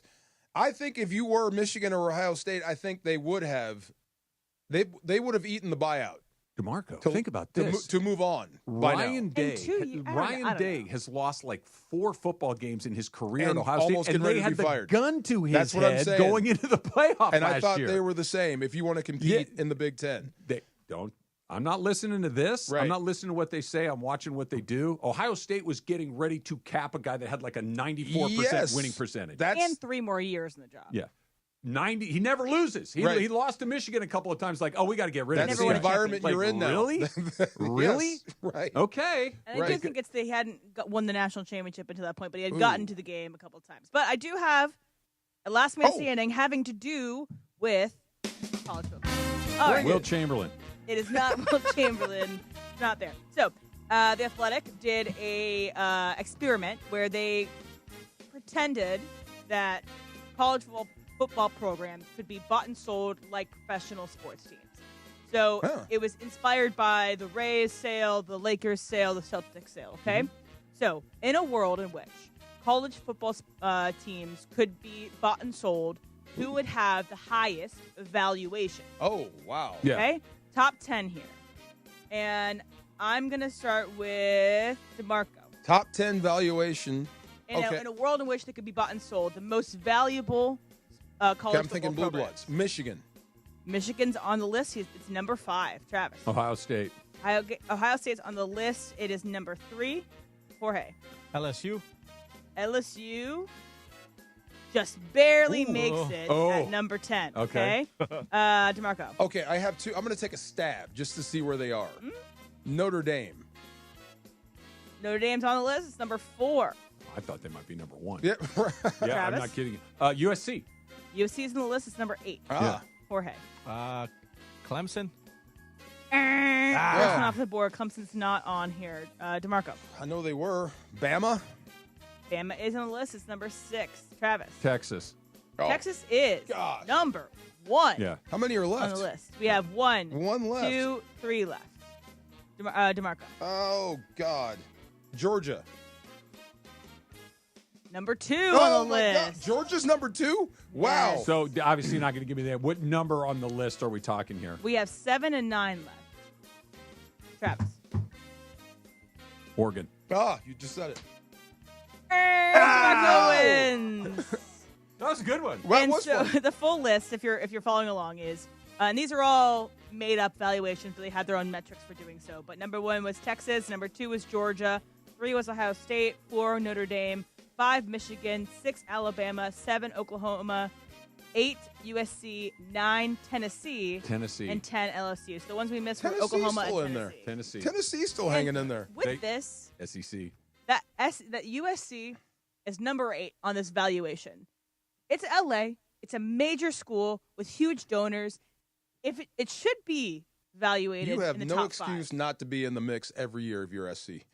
I got one excuse. There's one excuse. I was talking about this yesterday. I'll tell you what it is when we come back on the other side. Don't forget to listen all this week to the biggest show on the radio for your chance to be a part of Saturday night's Mason and Ireland 21st birthday private podcast party at Hollywood Park Casino. Your only way in is to win your way in this week by listening to Mason and Ireland noon to 3 on LA's mega sports station 710 ESPN. The one excuse they have that they never should have allowed to have happen is coming up next. Rams football is coming, and we're getting ready for Rams training camp at LMU. All the sights and sounds of training camp on ESPN LA. We're stretching down here. Crank that music. Let's go. Presented by Pechanga Resort Casino. We're all running the stucco concept, so we're running scout route. Join us Thursday at 3 p.m. with our first training camp show. Sedano and Cap at 3 p.m. live from Rams training camp on your home for Rams football. Hi, this is Matthew Stafford of your Los Angeles Rams. It's time for Rams training camp. Join us Thursday at 3 p.m. Don't navigate the legal system alone. Hey, it's Travis. At the personal injury law offices of Joseph S. Normand, they will fight tirelessly to get you the max compensation you deserve. Joe and his team understand the emotional and financial toll that an injury can take on you and your life. Call 213-747-2000 or visit normandlegal.com. The law offices of Joseph S. Normand have helped thousands of people like you recover millions of dollars in settlements and verdicts. Visit normandlegal.com or call 213-747-2000. Your recovery is their priority. Ignite your afternoons at Waba Grill's $5 happy hour with our 5-piece pork veggie dumplings and a value-sized premium one beverage drink, like our zesty dragon fruit mango lemonade. Enjoy $5 happy hour weekdays after 3 p.m. Only at Waba Grill. Rams fans, the 2025 NFL season is right around the corner, and you don't want to miss out on any of the action. Catch every home game this season, including marquee matchups against the 49ers, Lions, Texans, Buccaneers, and more for only $90 per game. In addition, enjoy home playoff ticket access, interest-free monthly payment plans, and stadium event pre-sale access. Visit therams.com/2025. Again, that is therams.com/2025. Secure your season tickets and see you at the Rams house. Progressive knows when you're on your boat, you're already on vacation. And Vacation You forgets all your worries. Vacation You doesn't even keep track of time and knows that time is a meaningless construct designed to control us, man. But Regular You knows you don't want to be too far out in the water after the sun goes down because Vacation You doesn't know how to navigate in the dark yet. Vacation You and Regular You really need to get on the same page. So bundle your boat with your home or auto policy and earn an automatic discount from Progressive. And spend the savings on the both of you. Progressive Casualty Insurance Company affiliates and other insurers. Not available in all states or situations. Adam Schefter here for Vivid Seats, your ultimate destination for all your sports and concert needs this summer. With a game-changing rewards program and an unbeatable selection of tickets, they make it easy for every fan to watch their favorite teams and players in action. Catch every home run and thrilling comeback in person from your favorite seat. Plus, every ticket is backed by a 100% buyer guarantee, giving you peace of mind with every purchase. Visit VividSeats.com or download the app today. Vivid Seats, the official ticketing partner of ESPN. The biggest show on the radio. Mason in Ireland today at noon after Travis and DeMarco. All right, you know what job I'd be really good at, Emily? Peanut vendor. I'd throw them behind my back and throw peanuts, who needs peanuts? And I'd be loud. Yes. I'm loud to everybody else. I'm obnoxious. Yes. I got a good arm. I could whip peanuts at you from... How are you with stairs? Great. A lot of stairs. Why not? Okay. Let's go. The OGs of LA Sports Talk. Mason and Ireland on 710. And yes, welcome to the Travis and DeMarco Show. Now mornings, 9 a.m. to noon on 710 ESPN. Your destination for LA sports. Let's get back to the fellas. The Travis and DeMarco Show continues right now. We're getting close to football season, aren't we? You're going out to camp tomorrow. Camp is Sedano and Cap are out of camp tomorrow. Coaches are talking. Media days is are when happening. nachos start to taste good and hot wings start to taste good. Yeah. You know, it's a bummer. What? And I'm not saying I won't ever eat wings again. I certainly will. I'm not giving them up, but I can't do it like I used to, man. Oh yeah, you can't crush them. No, 10? I used to. Well, no, I can eat. I can get through the amount the way I used to. It's just the payback is not worth it. I feel lousy. Yeah, the exit interview is not very good. All of it. It's like, man, I just like before. It's like, hey, you want to go? You want to go eat 30 wings and drink 4 pitchers of beer? Yeah, Yes. I do. And then the next day, you know what I want to do? Go do die. it again. And now it's like, yeah, if I do that, I may end up missing a few days of work. Of course, like, I'm just going to be ruined. I'm like you, but I can't do anything spicy at night. I bad dreams. It doesn't work like that. Like my body just says, nah, man, not anymore. Like before, I would be able to watch a movie, get popcorn, put Valentina on it, just hot sauce, popcorn. Nah, I can't. Not do that anymore. Nah, man, it doesn't sit well. What is your staple football food? I know baseball and hot dogs go together like peas and carrots. I think it's wings. Wings, got to be, right? Wings and pizza. Wings and pizza. Whatever, you don't have to use a fork and you don't have to look down. With your hands, and you don't have to look okay. You don't have to never look down. thought of it like that. Right, yes, there it is. Okay. No, you're not having lasagna or spaghetti or something, soup. You're chili, though. Chili, yes. Okay, well, you can chili hold will that up stick here. to the spoon. Yes. Right? If your chili is hearty enough, it's going to stick to the spoon. Chili's pretty good. Oh, my God, especially when But it's chili's cold. another one, though. It's like, I remember hearing old men ask, like, hey, what's in that? Like, what do you care? It tastes good. Just eat it. And now I care. Now I get it's like, hey, what's in that? Ooh, I don't know, man. That's a lot of onions. My grandfather used to The say, exit interview. scarier than a glass of milk. The older you get, the more that's true. Yeah. Oh, my God. That's a big deal. Crazy. It's funny that you're talking about USC having no excuses for their football program not thriving. You've got money. Okay. Go through it. Yeah. Go through the things that they have. You've got a ton of money. Yep. You're on the West Coast. Okay. You can train year-round. I assume your facilities are top-notch or close. Okay, if not, then the nightlife or the life outside of campus kind of evens that all out. So what's not you got history, you've got tradition. Okay. Yeah. I mean, you've got a fan base that rivals anybody in the SEC, especially here. Okay. Yeah. What don't you have? I'm with you on all of this. A couple of points of clarification. The weather thing, I think, matters far less than it used to because places like Ohio State, they just build indoor facilities that are nicer than anything you could ever come up with. Oh, not to practice. I'm talking just to live. Okay. Yeah. Fair enough. You're not shuffling through snow. For sure. So the facilities that SC has right now are good, but they're not like Alabama and Oregon. But all that is money. Just throw more money at it. You can fix that. That's easily fixed. Not a problem at all. You mentioned 2 words that are true, but I think are kind of close to what I'm getting at. You mentioned history and tradition. They have both of those things in abundance, right? As much or more than SEC schools. Agreed. Yes. Legends of the game have come through SC. Mm-hmm. Here's what they don't have. And this is weird to think about. And you're going to look at me because you and I are the same age, but it's true. A middle school kid right now, an elementary school kid right now, a high school kid right now, you know what they've never seen SC? Them be any good. Oh, yeah, that's true.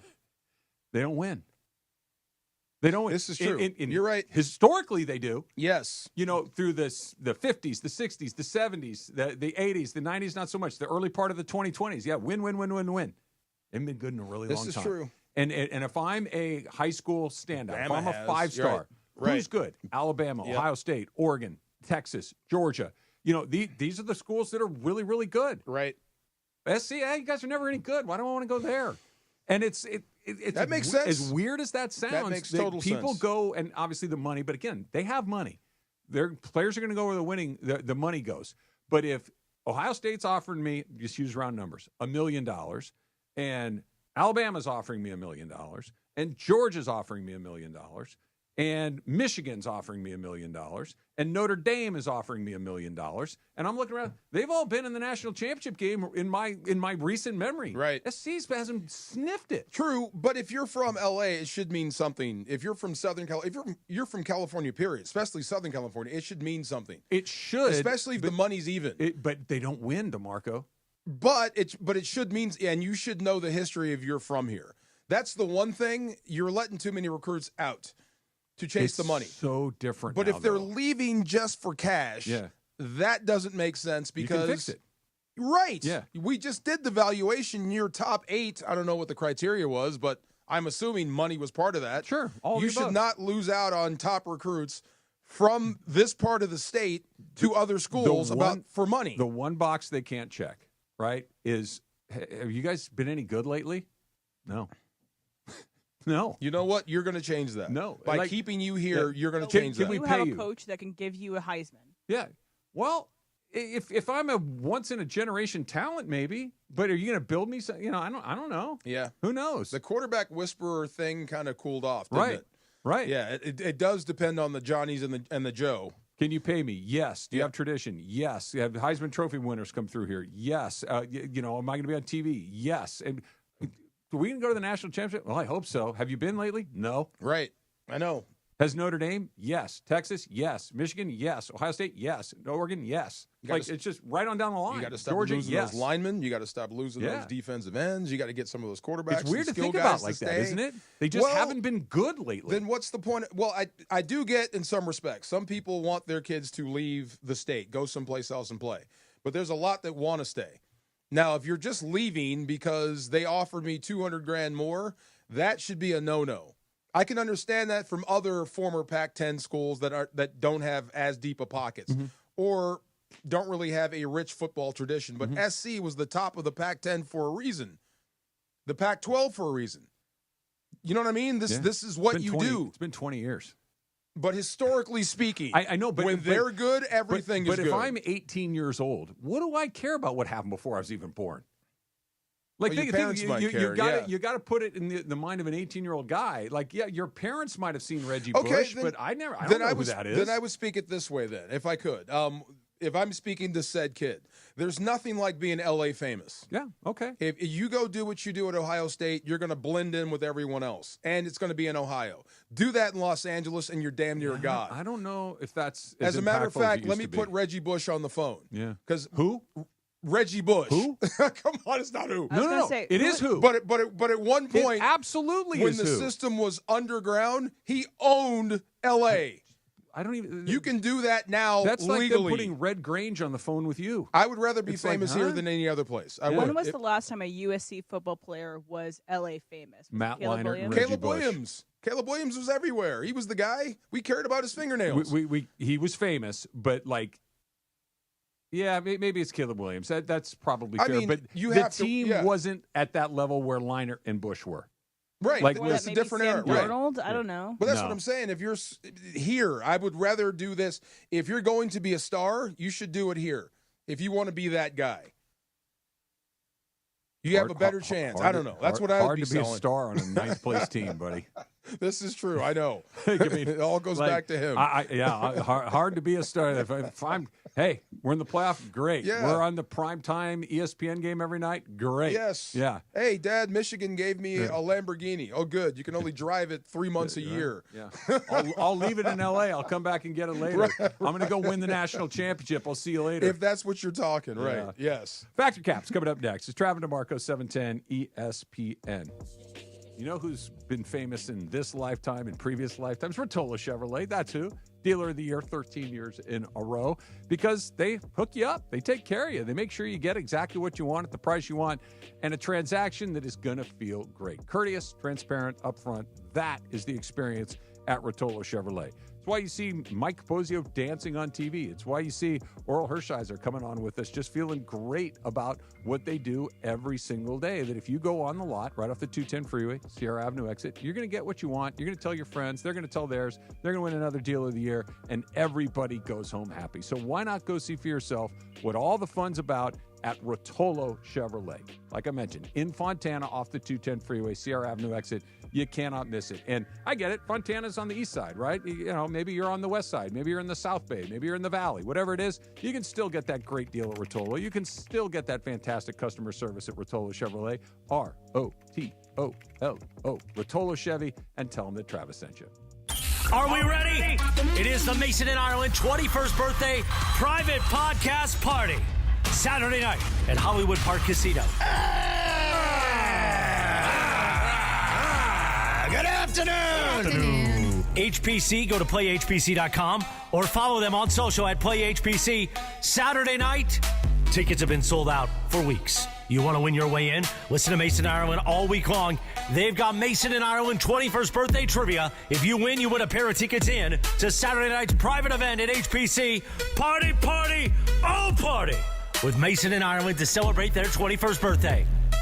Listen for your chance to win all week long on Mason and Ireland right here on 710 ESPN and the all-new ESPN LA app. This is an ad by BetterHelp. Hey, it's Mace. Workplace stress is now a leading cause of declining mental health, with 61% of the global workforce feeling it more than ever. You can't escape work, but you can take small steps to take care of yourself. A walk, some sun, a favorite song. Therapy is one of those steps. Ongoing support to build resilience for whatever the day throws at you. Balance is tough. Getting help shouldn't be. Visit BetterHelp.com/timeout today for 10% off your first month. That's BetterHelp.com/timeout. You know that feeling. You're finally asleep and bam, a leg cramp comes out of nowhere. Look, I played through pain, but waking up with a leg cramp at 3 a.m., that sucks. So I don't mess around anymore. I keep Highland's Leg Cramps PM on my nightstand. No groggy side effects, no harsh meds, just a fast, effective relief that lets me sleep through the night without the Charlie horse surprise. Get the sleep you need with Highland's Leg Cramps PM. Get it today at Walmart, Walgreens, or CVS. Highland's Leg Cramps PM, because you don't need a midnight workout. Get in the zone, AutoZone. Welcome to AutoZone. What are you working on today? Hey, that's the spirit. Right now, we're celebrating free with a free STP oil filter when you buy 5 quarts of oil and free Duralast brake pads when you buy 2 rotors. Like always, free battery testing, charging, and recycling at every store. Celebrate free at AutoZone now through July 28th. Get in the zone, AutoZone. Restrictions apply. Life insurance. Why are you putting it off? Can't afford it? Too much hassle? Think you don't need it? There's lots of excuses for putting off life insurance. But if you weren't there, who would pay the mortgage and other bills? With Ethos, you could be covered in 10 minutes and boom, family protected. Ethos. Fast and easy online term life insurance. Up to $2 million in coverage with no medical exam. Some policies as low as $1 a day. Answer a few health questions and get your free quote at ethos.com/play. That's ethos.com/play. Here we go. It is Factor Cap time. Factor Cap on the Travis and DeMarco Show. Each weekday around 10:30, producer Emily serves up what's going down, and fun and frivolity ensues. Special thanks to the law offices of Joseph S. Normand for making Factor Cap possible. It's Joseph S. Normand. It's Factor Cap on the Travis and DeMarco Show on 710 ESPN. And if you've been hurt in an accident, let me help you. Call my office at 213-747-2000. That's 213-747-2000. 877-2000. Let's do it. Factor Cap. Right now. Take it away, producer Emily. Welcome to Factor Cap. Thanks, Joe. Hi, guys. Aloha. Miss you, Theo. Yep. Miss you, Theo.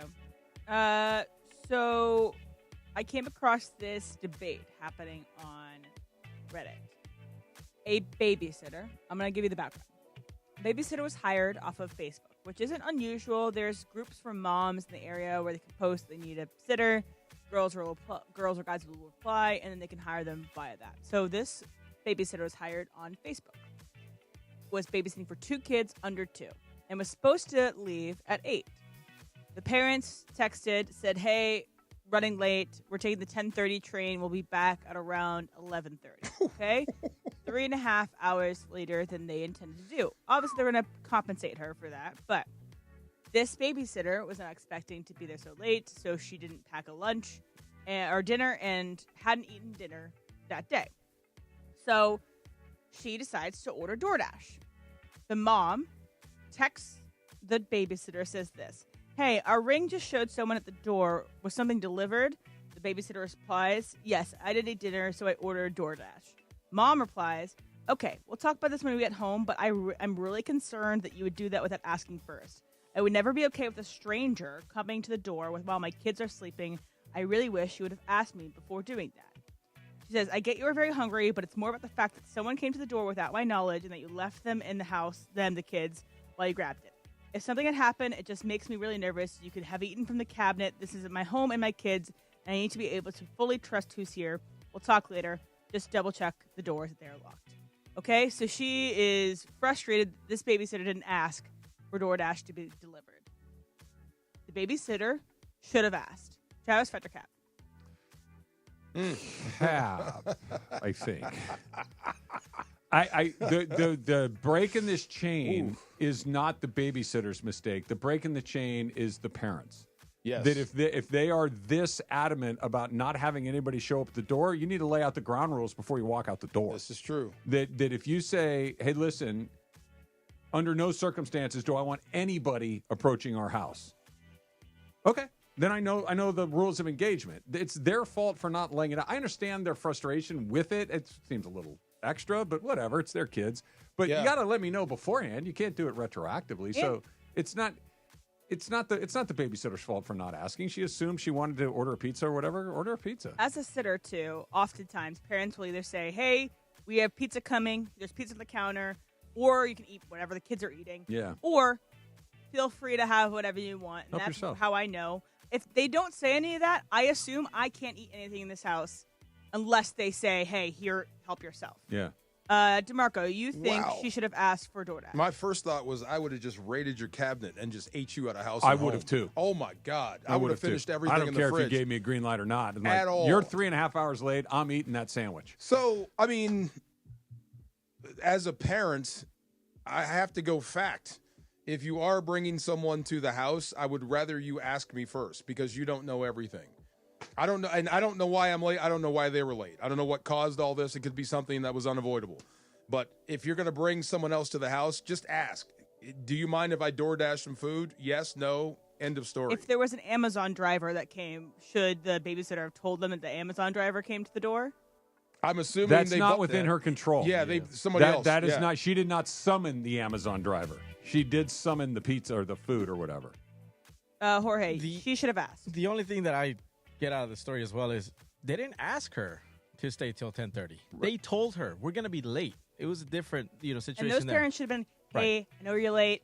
Here's a pizza. Here's 20 extra bucks, Correct. whatever. Yeah, they should have. So then, back to the DoorDash person. I have a buddy of mine, and I told you this last week or whatever. He does not Uber. He does not get DoorDash. He does not get anything delivered. He goes and picks it up and drives everywhere himself. The reason he does that, he says, when I grew up, they raised me to not get in a car with a stranger and not to take anything from strangers. So that's his mentality, and it's... Let me clarify. Yeah. They hired this woman off of Facebook. She was a stranger to them in their home watching their children. So they're already comfortable with strangers. The break in the chain is the parents' fault, but better safe than sorry. Dang. Yeah. Yes. Wow. I think Off in general... Facebook? 2 under 2? Was she going to starve to death if she went another 3 hours without eating? She hadn't, probably not starved to death, but she said that she had headaches. She might have had diabetes. Like, there's a million of things. All your nutter butters would be gone. I'm being a smart ass, obviously, but it's like, if you really, I understand the parents. It's their fault, but it's also a little bit. It's por qué no los dos. It's everybody could have communicated a little better. Nachos, some cereal. Look, it's been a long time since I've watched somebody else's kids. I just thought that the rules of engagement are: if I'm watching your kids, I get to eat whatever I want. Right. Free Saturday? Yes. Right. You know what? I don't like this. Just. I think generally that's the rule, but I kind of go on the side of I don't want to take advantage of people's food. True. Okay. There is a growing trend where people, instead of having, blind dates, or instead of doing, the speed dating, there will be PowerPoint nights where you can pitch your friend to the crowd. So I'm pitching my friend Jessica, and I say Jessica's great because of X, Y, Z. She has this. And who's the crowd in this scenario? People Suitors? can sign up. So, a bar will host it. Okay, got it. And you can come. It's PowerPoint night, and you can basically do it for your friends. Okay. So my statement is: you think you can make a PowerPoint to sell your single friends? DeMarco Factor Cap. My single friends? Yes. Cap. There's no way I could sell this. No. You'd ask too many questions. Yes. You're Travis? 35. and you've never been married. Yes, there's no way I could sell this. 100% I could do it. Fact. 100% I could do it. I don't have a ton of single friends, but the ones that I have, I could absolutely. You could? Yeah, I could do it, for sure. I'd be happy to. I'd be good at it. You have to say they're. I would get some offers. Yes, you would. I would have some people willing to say, "Tell me more." Nice. Yeah. Okay. Some follow up. What do you got? That's Hit me pretty with good, all you though. got. Yeah, I could do it. All right, Jorge. I'm with DeMarco. There's the reason why that fool's divorced twice. The reason why he doesn't. Yeah, it's just. Okay, there's let the me reason why ask a they're follow single. up question though. Am I can't sell trying to get my friend dates, hookups, or am I trying to make a love connection? I think generally this is dates to lead to dating. Yeah, I can do that. Not like Tinder swipe. This Okay, guy wants that to go I could home do. tonight. Okay, if it's just like surface level dating, sure. Yes. I'll just sell the good Can points. lead to relationships. Yes. No, but that's on you. All I need to do is broker the first date. Yeah, for Okay. sure. Then if you're a good guy, good for you. If he's got a great job, great car, you're somebody that's there for different reasons, then that's up to you to sniff that takes out. care of himself. for that, man. Just leave out the fact that he dresses up like the Gimp. Yeah. See? I'm just saying. Are you guys, do you guys use Venmo a lot? Every now and then. Susan does on my behalf. Oh, right, yes, you don't have a Venmo. But if you don't know it about Venmo, since you don't have it, you can see your friends' interactions. You don't see how much money is being sent, but you can see, Susie sending. DeMarco sent Emily money. Yes, and or for, babysitting, Yeah. for example. Or something Okay. like that. Like, you can see what the description of the thing is. And one of my friends loves to stalk people's Venmo history because you can see in the social interactions. And you're like, wait, so why is Jake is dating Allison? Why is Jake Venmoing Allison for their coffee that they shared? You see the beginnings of things breaking apart. So scrolling Venmo can tell you a lot about a person. Jorge Fettercat. Fact. I mean, dang, I like that last one you brought up. Like, why is this fool buying Susie, flowers when he's married? Yeah, I think so. Or why is he requesting his wife for the 3 coffees she had on his dime? No, you can definitely tell. Travis? So ask me the question again. If you had Venmo, Yeah. scrolling Venmo right. could tell you a lot about a person. Because you go back to the money. The money leads somewhere. I got you now. Fact, but it tells me much more about the person that's doing the scrolling than what they're actually finding. Like, dude, you pick up a book, watch a movie, go for a walk, do something than scroll your people in your life's Venmo history. That's weird. That's true. That's fun for the That's person. really, That is really weird. weird. They just, Like, they're on Venmo. They Venmoed someone else. And they're seeing I other stuff. understand that is a like I get that people stalk each other's Instagram and things like that. Like I understand that, but the idea of me like going through your Venmo history, that's way more about my weirdness than anything if you're doing. If you have fun doing that. Yeah. That's weird. I get you. Yeah. Wait, Travis bought an e-bike? You did? I really won't. By the way, fact, closer. It is fact. You will learn a lot about somebody when you look at how they spend their money and what they're spending it on. And like if you my wife bought flowers or something for someone. Yeah. Or had coffee. Yeah. That would spark some, dinner time conversations. It really would. It would. Like, what's this here? Yeah, my first reaction was, why are you looking at my Venmo history? Because her dad died and I got her flowers and she didn't have access to her phone that day, so I did it for her. So why are you looking at my Isn't stuff? that the first sign of problems, though? Yeah. When you see something and the first thing they say is, why are you looking at my stuff? You know what? I mean, also, it's a violation of trust. Don't you trust me to not be doing other stuff? I think this is why accountants are great gossips, because everything in your life comes down to where you spend your money. True. And how you spend your money. And so accountants can know a My lot about accountant you. has no sense of humor. I've been trying to make this dude laugh for 20 years. So there's an old line that you have, if you have a lot of money, you hire two accountants and you tell the other one that the other one's a crook. Really? Check and balance. Yep. Okay. Yes. Mm-hmm. One more, M, you said? Nope, that's it. Okay. Right. I didn't know you could check Venmo history. How do you check someone's Venmo history? You can't see how much is shared. You can see how they describe what they're sending. Yeah. So Let if me I see yours, send Jorge. it to you with an emoji that's like coffee cup, I'm assuming that I Venmo'd you for coffee. Oh, my God. Okay, but this is where it could get, like, I'll use myself as the example. I don't have a Venmo, but I will pay for things with Venmo a lot. Like when we go play golf, for instance. Yeah. If somebody gets there first, they'll pay, or I forget my wallet or whatever. Like, they'll pay for both green fees, and then I will say to Susan, hey, text Brad $200. Right. Or Venmo Brad $200. Well, now all of a sudden there's a transaction from Susan to my buddy Brad, and it's like, why is she sending him money? Because I don't have a Venmo. Someone else that didn't know that. Yeah, but there's also ways in which people can get in trouble, i.e. former senator got in trouble for what he was sending to people. So, like, there are places, it's not secret, guys. Look, you're going to do dirt, do it in cash. Yeah, right. You know, that's the first thing Chuck Knox told us. Yeah. Cash is untraceable. Yep. If you're going to do dirt, do it in cash.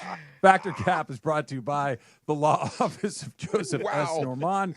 You have a lot of choices in your legal team. Not that I know, but family always comes first. Call 213-747-2000. Visit normandlegal.com. That's the law office of Joseph S. Normand. 213-747-2000.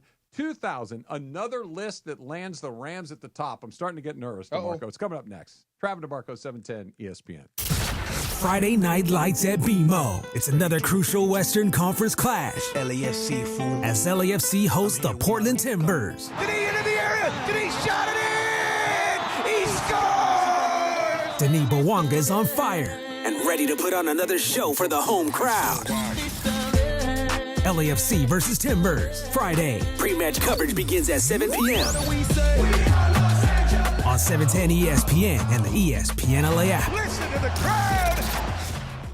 Don't navigate the legal system alone. Hey, it's Travis. At the personal injury law offices of Joseph S. Normand, they will fight tirelessly to get you the max compensation you deserve. Joe and his team understand the emotional and financial toll that an injury can take on you and your life. Call 213-747-2000 or visit normandlegal.com. The law offices of Joseph S. Normand have helped thousands of people like you recover millions of dollars in settlements and verdicts. Visit normandlegal.com or call 213-747-2000. Your recovery is their priority.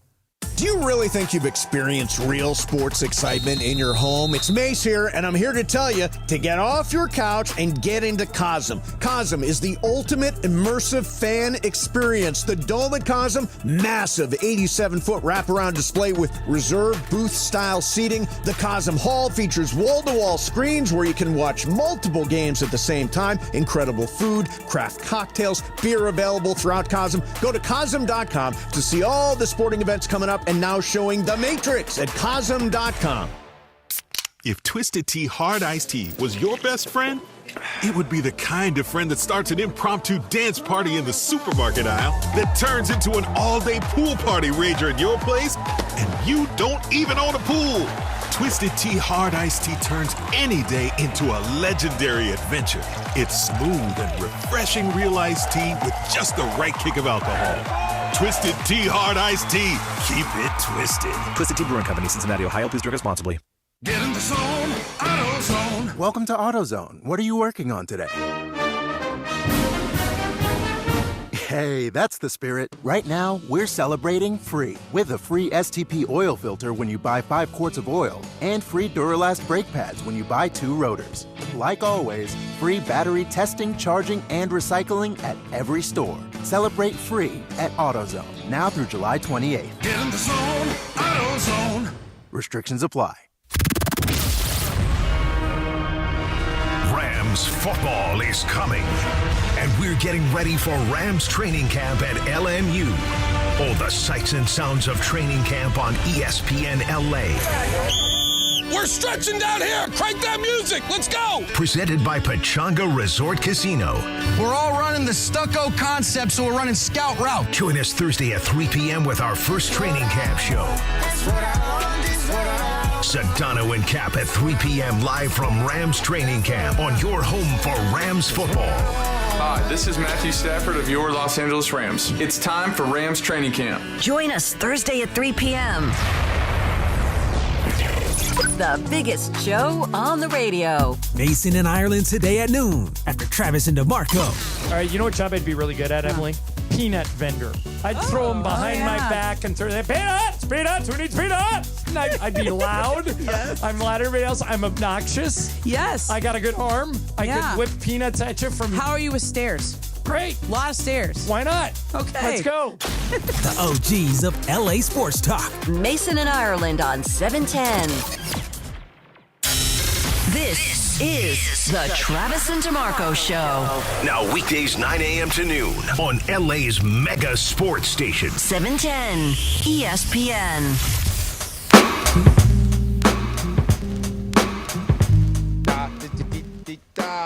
It is time for the return of Rams football on ESPN LA. Our first day from training camp at LMU is coming up tomorrow afternoon. Sedano and Cap at 3.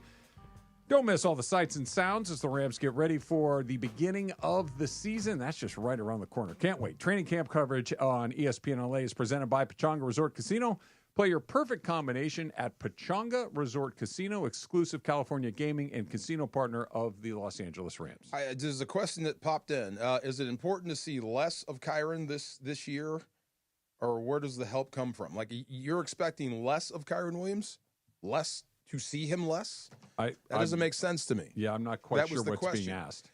Yeah, am I expecting to see less of Kyron Williams this year? Because they'll be throwing it more, or because they'll use him less? Okay, let's assume the latter.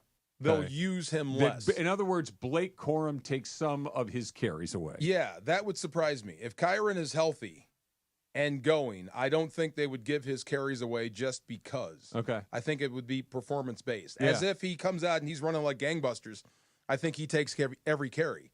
I don't think you have to purposely go away from Kyron Williams for a contract situation. He's been really good. Yeah. And look, at the end of the day, everybody's trying to win. Yes. Sean McVay wants to win. Matthew Stafford wants to win. Kyron Williams wants to win. Everybody wants to win.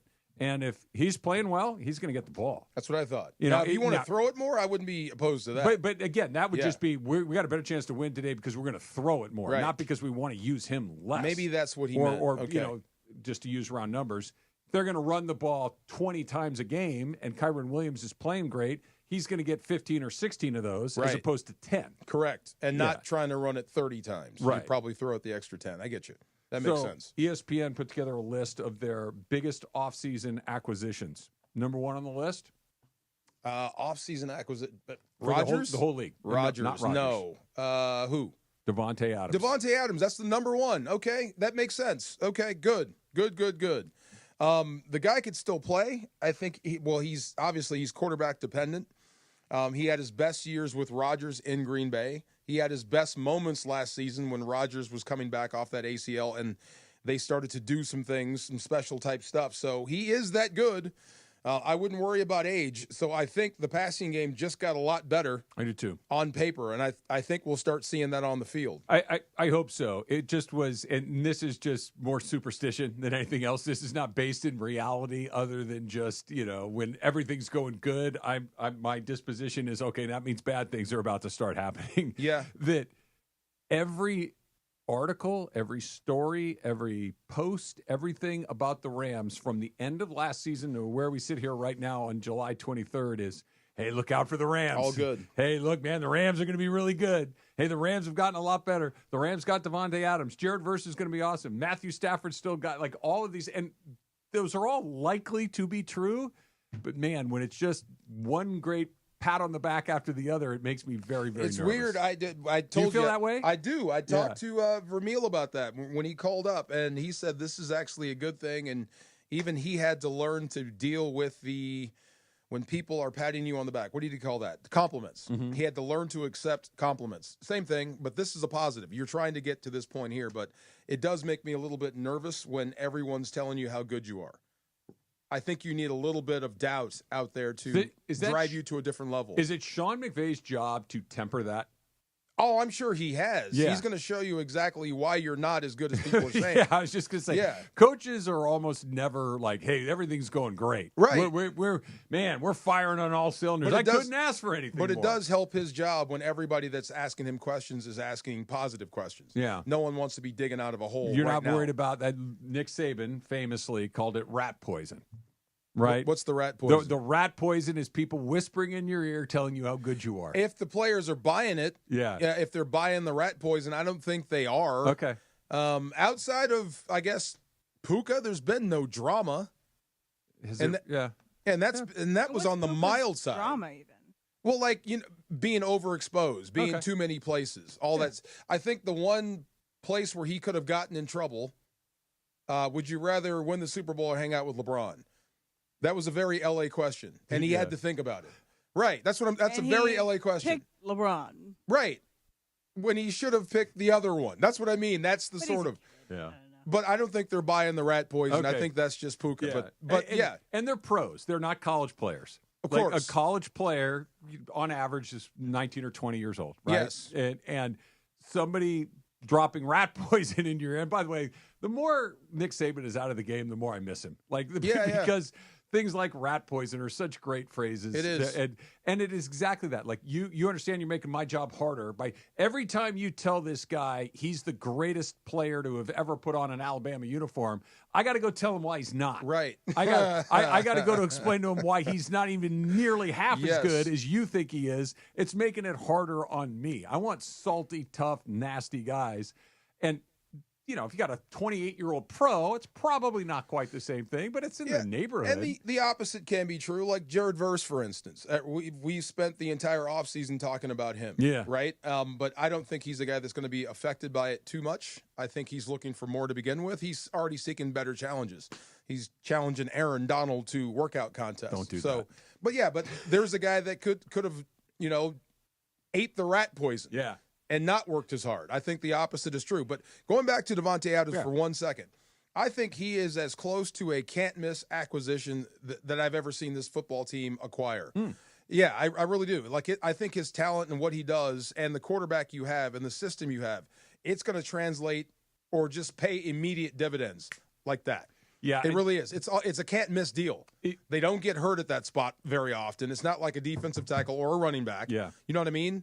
He's a guy that can get open, he can catch, and you have a quarterback that can throw it anywhere. The only thing about that makes me go, maybe not, is just random bad luck. Right. Right. But you can't prepare for that. That's just random bad luck, right? Where all of a sudden it's the dreaded non-contact injury, right? Just that kind of stuff. But I'm with you. As a good plan, you've got some support. It just feels like it is a tool in Sean McVay's toolbox that he really hasn't had very often. A player like that. Yes. That as good as Cooper Kupp was for the Rams for a very long time is just, I guess the word is unsatisfying as it was to see him leave. It's because he's a Rams great. Davante Adams is just better. Like, it just, at this point in their respective careers, all due respect to Cooper Kupp and what he did. I think that's fair. I just think Davante Adams is a better wide receiver at this point in his career. If you go back a few years ago when the offense was humming, I don't think Davante Adams could do what Cooper Kupp was doing when healthy. A couple years ago. But now, now it's night and day. Unless Cooper Kupp turns back the clock in Seattle, which could actually happen. Yeah, we'll see. Kind of going back to what we were talking about with Dave Roberts an hour or so ago and saying that, what he's – the reason I think he's not given a ton of grief at the moment is anybody that's watching these games and you see guys like Will Klein and Edgardo Henriquez and these guys, it's like, what do you want him to do with this? Like, there's just not much you can do. The opposite with Sean McVay, it's like, hey, what if we got him more? And it's like Davante Adams is a new tool in his toolbox, a new card that's being dealt onto the table. He just got another ace in his hand. It's like, what can he do with that? Well, a whole bunch of stuff. Yeah. Can you imagine a bunch of 3-play scoring drives instead of 12, 13, 14? Yeah. I mean, imagine what that does to your play calling.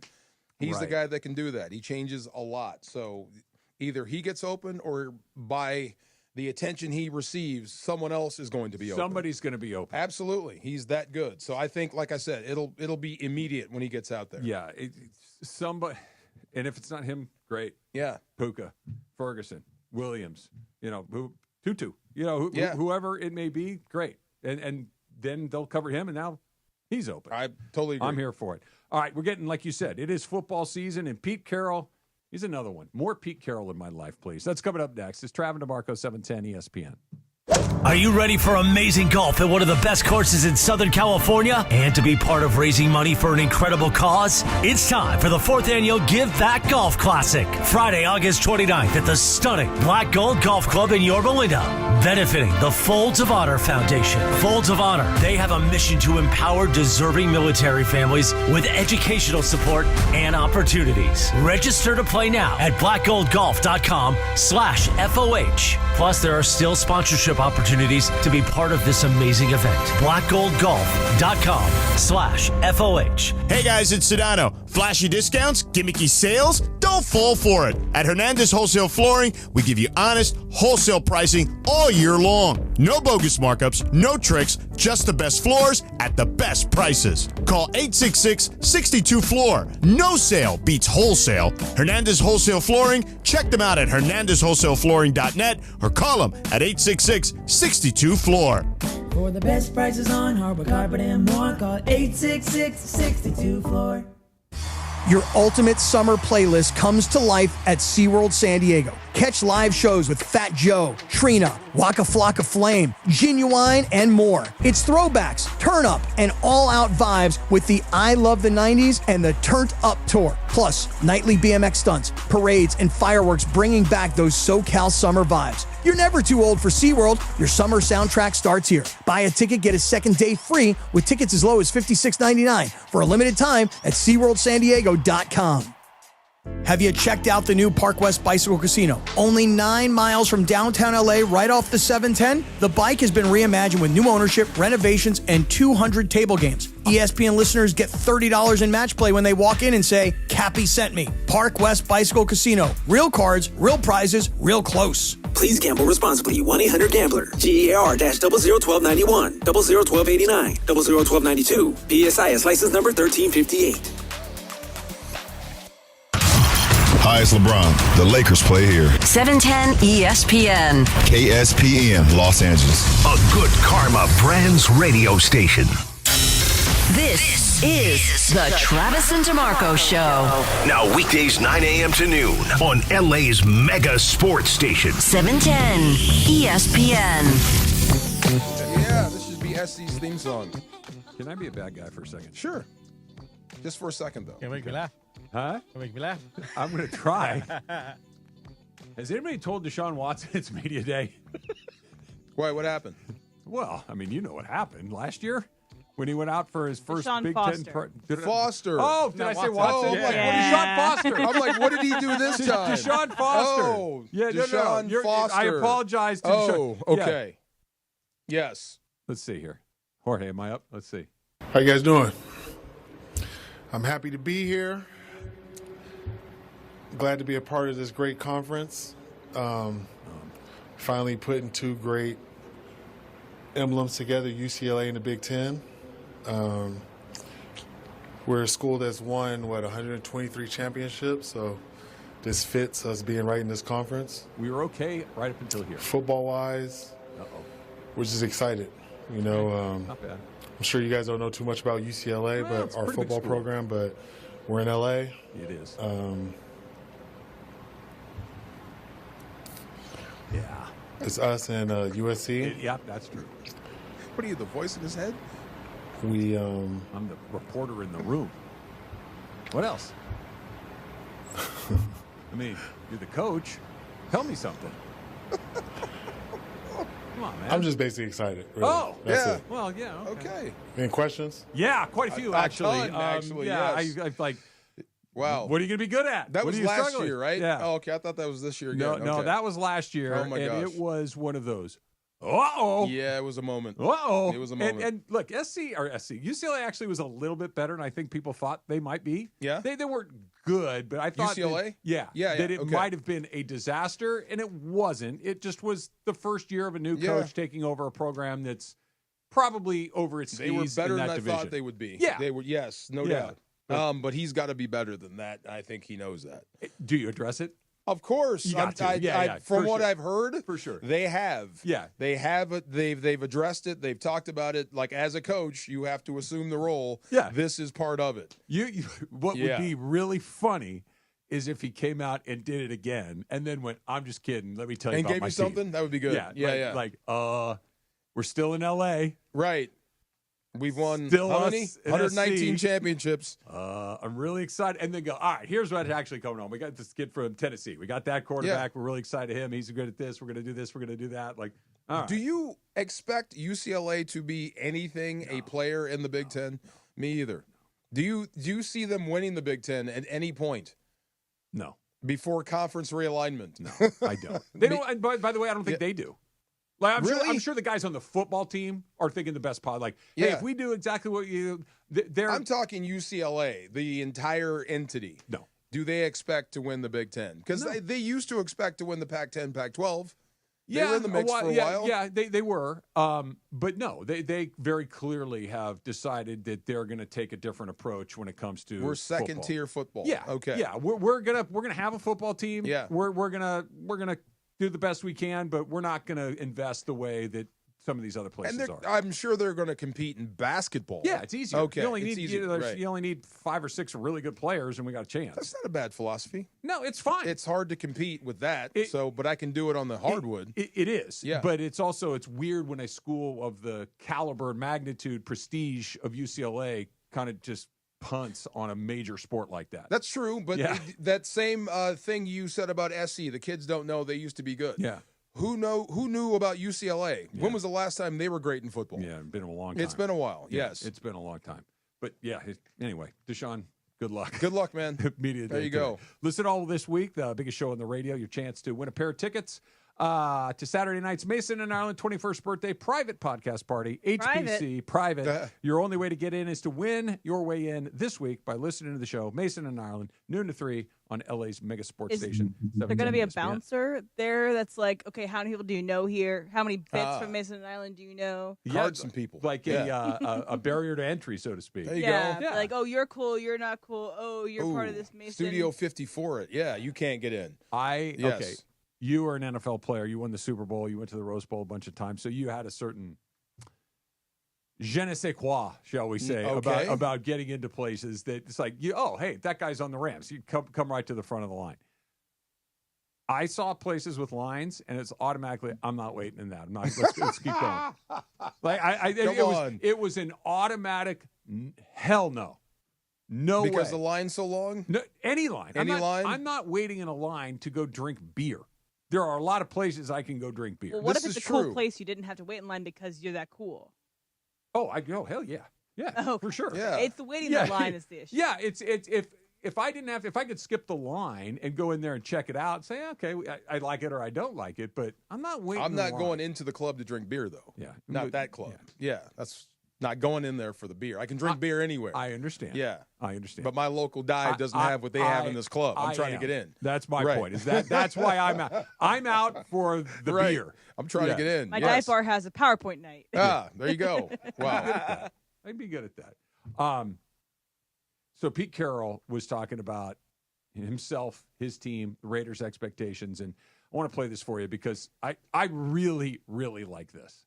Oh, we're going to win a ton. We're going to win a bunch of games. There ain't nothing. I can't even imagine anything. I've been winning 10 games a year for 20 years or something, We're going to win a ton. We're going to win a bunch of games. I've been winning 10 games a year for 20 years now. I don't know what else to expect. I love that Pete Carroll is bringing that energy to a team that's been really bad for a very long time. I love his energy, and it's not a direct shot to the Chiefs, but it kind of is. I mean, you're going to have to beat the Chiefs at least once to get to 10. Maybe. Yeah, you're going to have to beat everybody in your division at least once to get to 10. Probably. Yeah, so what do you expect him to say? The only thing I would say is, that's bold talk for a dude that has Geno as a quarterback. But he knows what he's got. You know what I mean? Like this is not a newbie. This is not a fresh face. This is not even somebody that's been around a long time but never coached Geno Smith. Like, he knows what he's got with Geno Smith. He sure does. He knows exactly what to give him that he will do well, and he knows exactly what to avoid with what he might struggle with. Like, I'm going to give you a diet of what I think you're going to absolutely kill. That, I think, is a really good part of what's happening with Carroll. But there's no way. And by the way, they got to 10 wins with Geno Smith last year on the Seahawks. Yeah. Just saying. Yeah. When I look at the Raiders, you've heard me say this before. They now have the thing that they haven't had for a very, very long time. Competency. Yes. They have a coach that knows what's Direction. up. They have a quarterback that knows what's up. There's no way it's a coincidence that these things have happened right when Tom Brady started to show up and be around. True. Very true. No way. Because Mark Davis, with all due respect, clearly did not know these things. There's just too much track record of this. This is a joke. Like, what are we doing here? Mm-hmm. They didn't function. It wasn't competent. It was the opposite of competency. They were incompetent over and over and over again. Brady comes in, and they just start making a series of decisions that make a bunch of good sense. It just goes to show you that you can have a coach, you can have this, you can have all these other things, a stadium, a location, but if your owner is a knucklehead, you're almost dead in the water before it even starts. True. Or a guy that goes with his gut for the most part. But hiring Pete Carroll was the smartest thing the Raiders have done in a while. I still think they're built. Giving Tom Brady got you Pete Carroll. I still think they're built wrong. Okay. Because you have a $40 million pass rusher. Yeah, Crosby. Yeah, I mean, that's a lot of money. We talked about that, tied up on the other side of the ball. I think you need to spend that on the offensive side to score points, especially in that division. But not to say that Pete Carroll can't coach his way out of that. But they just drafted two really great offensive weapons. They have Gene T this year, and they also the year before that they had Bowers. So you have cheap, really great offensive players. And at some point, you think it would even out. Like, if you have to pay a Brock Bowers, which you're going to at some point, it may cost you that edge guy over there. But like I said, I still think you have to figure out what you are, and if Genty is going to be the guy that you can just feed the football to. That will change a lot. That would be your next coming of Marshawn Lynch. And run that sort of offense. Yeah. But to fix what the Raiders need, I think you're going to have to draft and maybe another round of free agency. But that's what's exciting to me. Yes. It's not just, and I agree with what you said. It's not like you just show up and everything's fixed. Right. Especially on a football But team. you're going to do things right from here on out. That's it. Yes. That's it. Look at what's happened. Did they get the Bowers pick right? Yeah. Yeah. Did they sign the right quarterback in free agency? Yeah. At a price that's I think not you got better. Yeah. You got better. Do you have a coach that is going to come in and function like an NFL coach should? Yes. Like we're putting the foundation, we're putting the cornerstones in place to where it works, to where, hey, give me another draft. Give me another cycle of free agency. And I'm kind of really extrapolating this along the way. This is what makes the Laker transition so exciting. Oh, yeah. It's let's bring in somebody that has proven they know that it works. They have a track record of picking the right people. They are not beholden to the way that it was done before. They're not beholden to anything other than good ideas and good execution of good ideas. It sounds good. It really does. I hope for the Lakers it does turn out or turns into a Dodger-like machine. But even the Dodgers right now are falling on hard times. But that's just a bad stretch. Like they've had their hands on this team for the better part of 12 years. Right. And they've had a great run. A great run. That would be awesome if you can do that. Give me the argument where it wouldn't come out like that. And I understand they're different sports and it works out a little differently. And I'm not saying you go rip off 12, exceptional seasons in a row or 13 the way that the Dodgers have done it. But management is management. Mm-hmm. If I come in and say, we're going to put smart people in place to make smart decisions, to hire other smart people to make, analytical, mathematical decisions that are based in reality and not based on feelings and not based on this is the way it was done 30 or any of these things. And we're going to have a lot of people that are very smart in the same room as opposed to one or two people who've been around a lot. It's like, it just feels like this is a formula for far greater sustainability than cross your fingers and hope that this works. I guess the only knock would be you didn't win more championships. That would be the only knock. Yeah, but you're in the mix over You're and over always again. in the mix. And right. look, if the knock is, well, we get to the finals every year and never win, okay, let's try to figure that problem out. Right. As opposed to win the knock. play-in game every year. Now, for the Raiders, I mean, you may max out your team, your ability, and everything and still come in second. Maybe even third. Because 3 teams from the AFC West went to the playoffs last year. Denver is ahead of you as far as prep. Yeah. The Chiefs are there. Chargers are good. You're still on the climb. Right. The Chargers are breathing down your neck, if not already ahead of you. Yeah. Like they put 3 teams in the postseason last year. Now, only one of them did anything in the postseason, but still, they put 3 in. Yes. That's one the best more division year in free football. agency, Maybe another draft. the North. What do you think's better, the AFC West or the AFC North? AFC West or the North? I like the West. Yeah. I mean, there's too many good coaches in the West. I think why the West is better is the bottom is better. You know what I mean? Is there a bottom? Right. If the Raiders are the bottom, okay. And they win 10 games, right. Browns, maybe Cincinnati, but yeah. I'd rather have I think the West is very, very tough, just for who's coaching it. Then move to quarterbacks, then move to everyone else. Dodgers are getting closer to the trade deadline coming up at the end of the month. And did we see the last of kind of a Dodger regular? That's coming up next. It's Travis DeMarco, 710 ESPN. Hey, it's Steve Farr. You can play your perfect combination at Pechanga Resort Casino, Southern California's premier resort casino experience. Why get stuck in traffic when you don't have to? You really don't. You can be at the best casino resort in Southern California in less than 1 hour.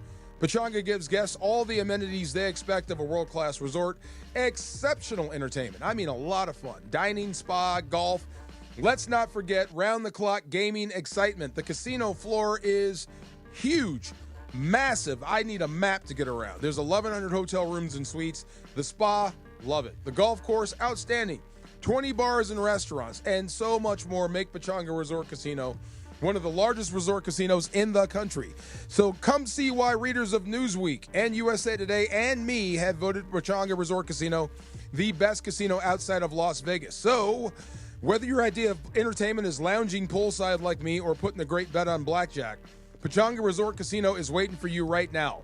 Visit Pechanga.com or call this number, 888-PECHANGA, 888-PECHANGA to book a reservation or for more info.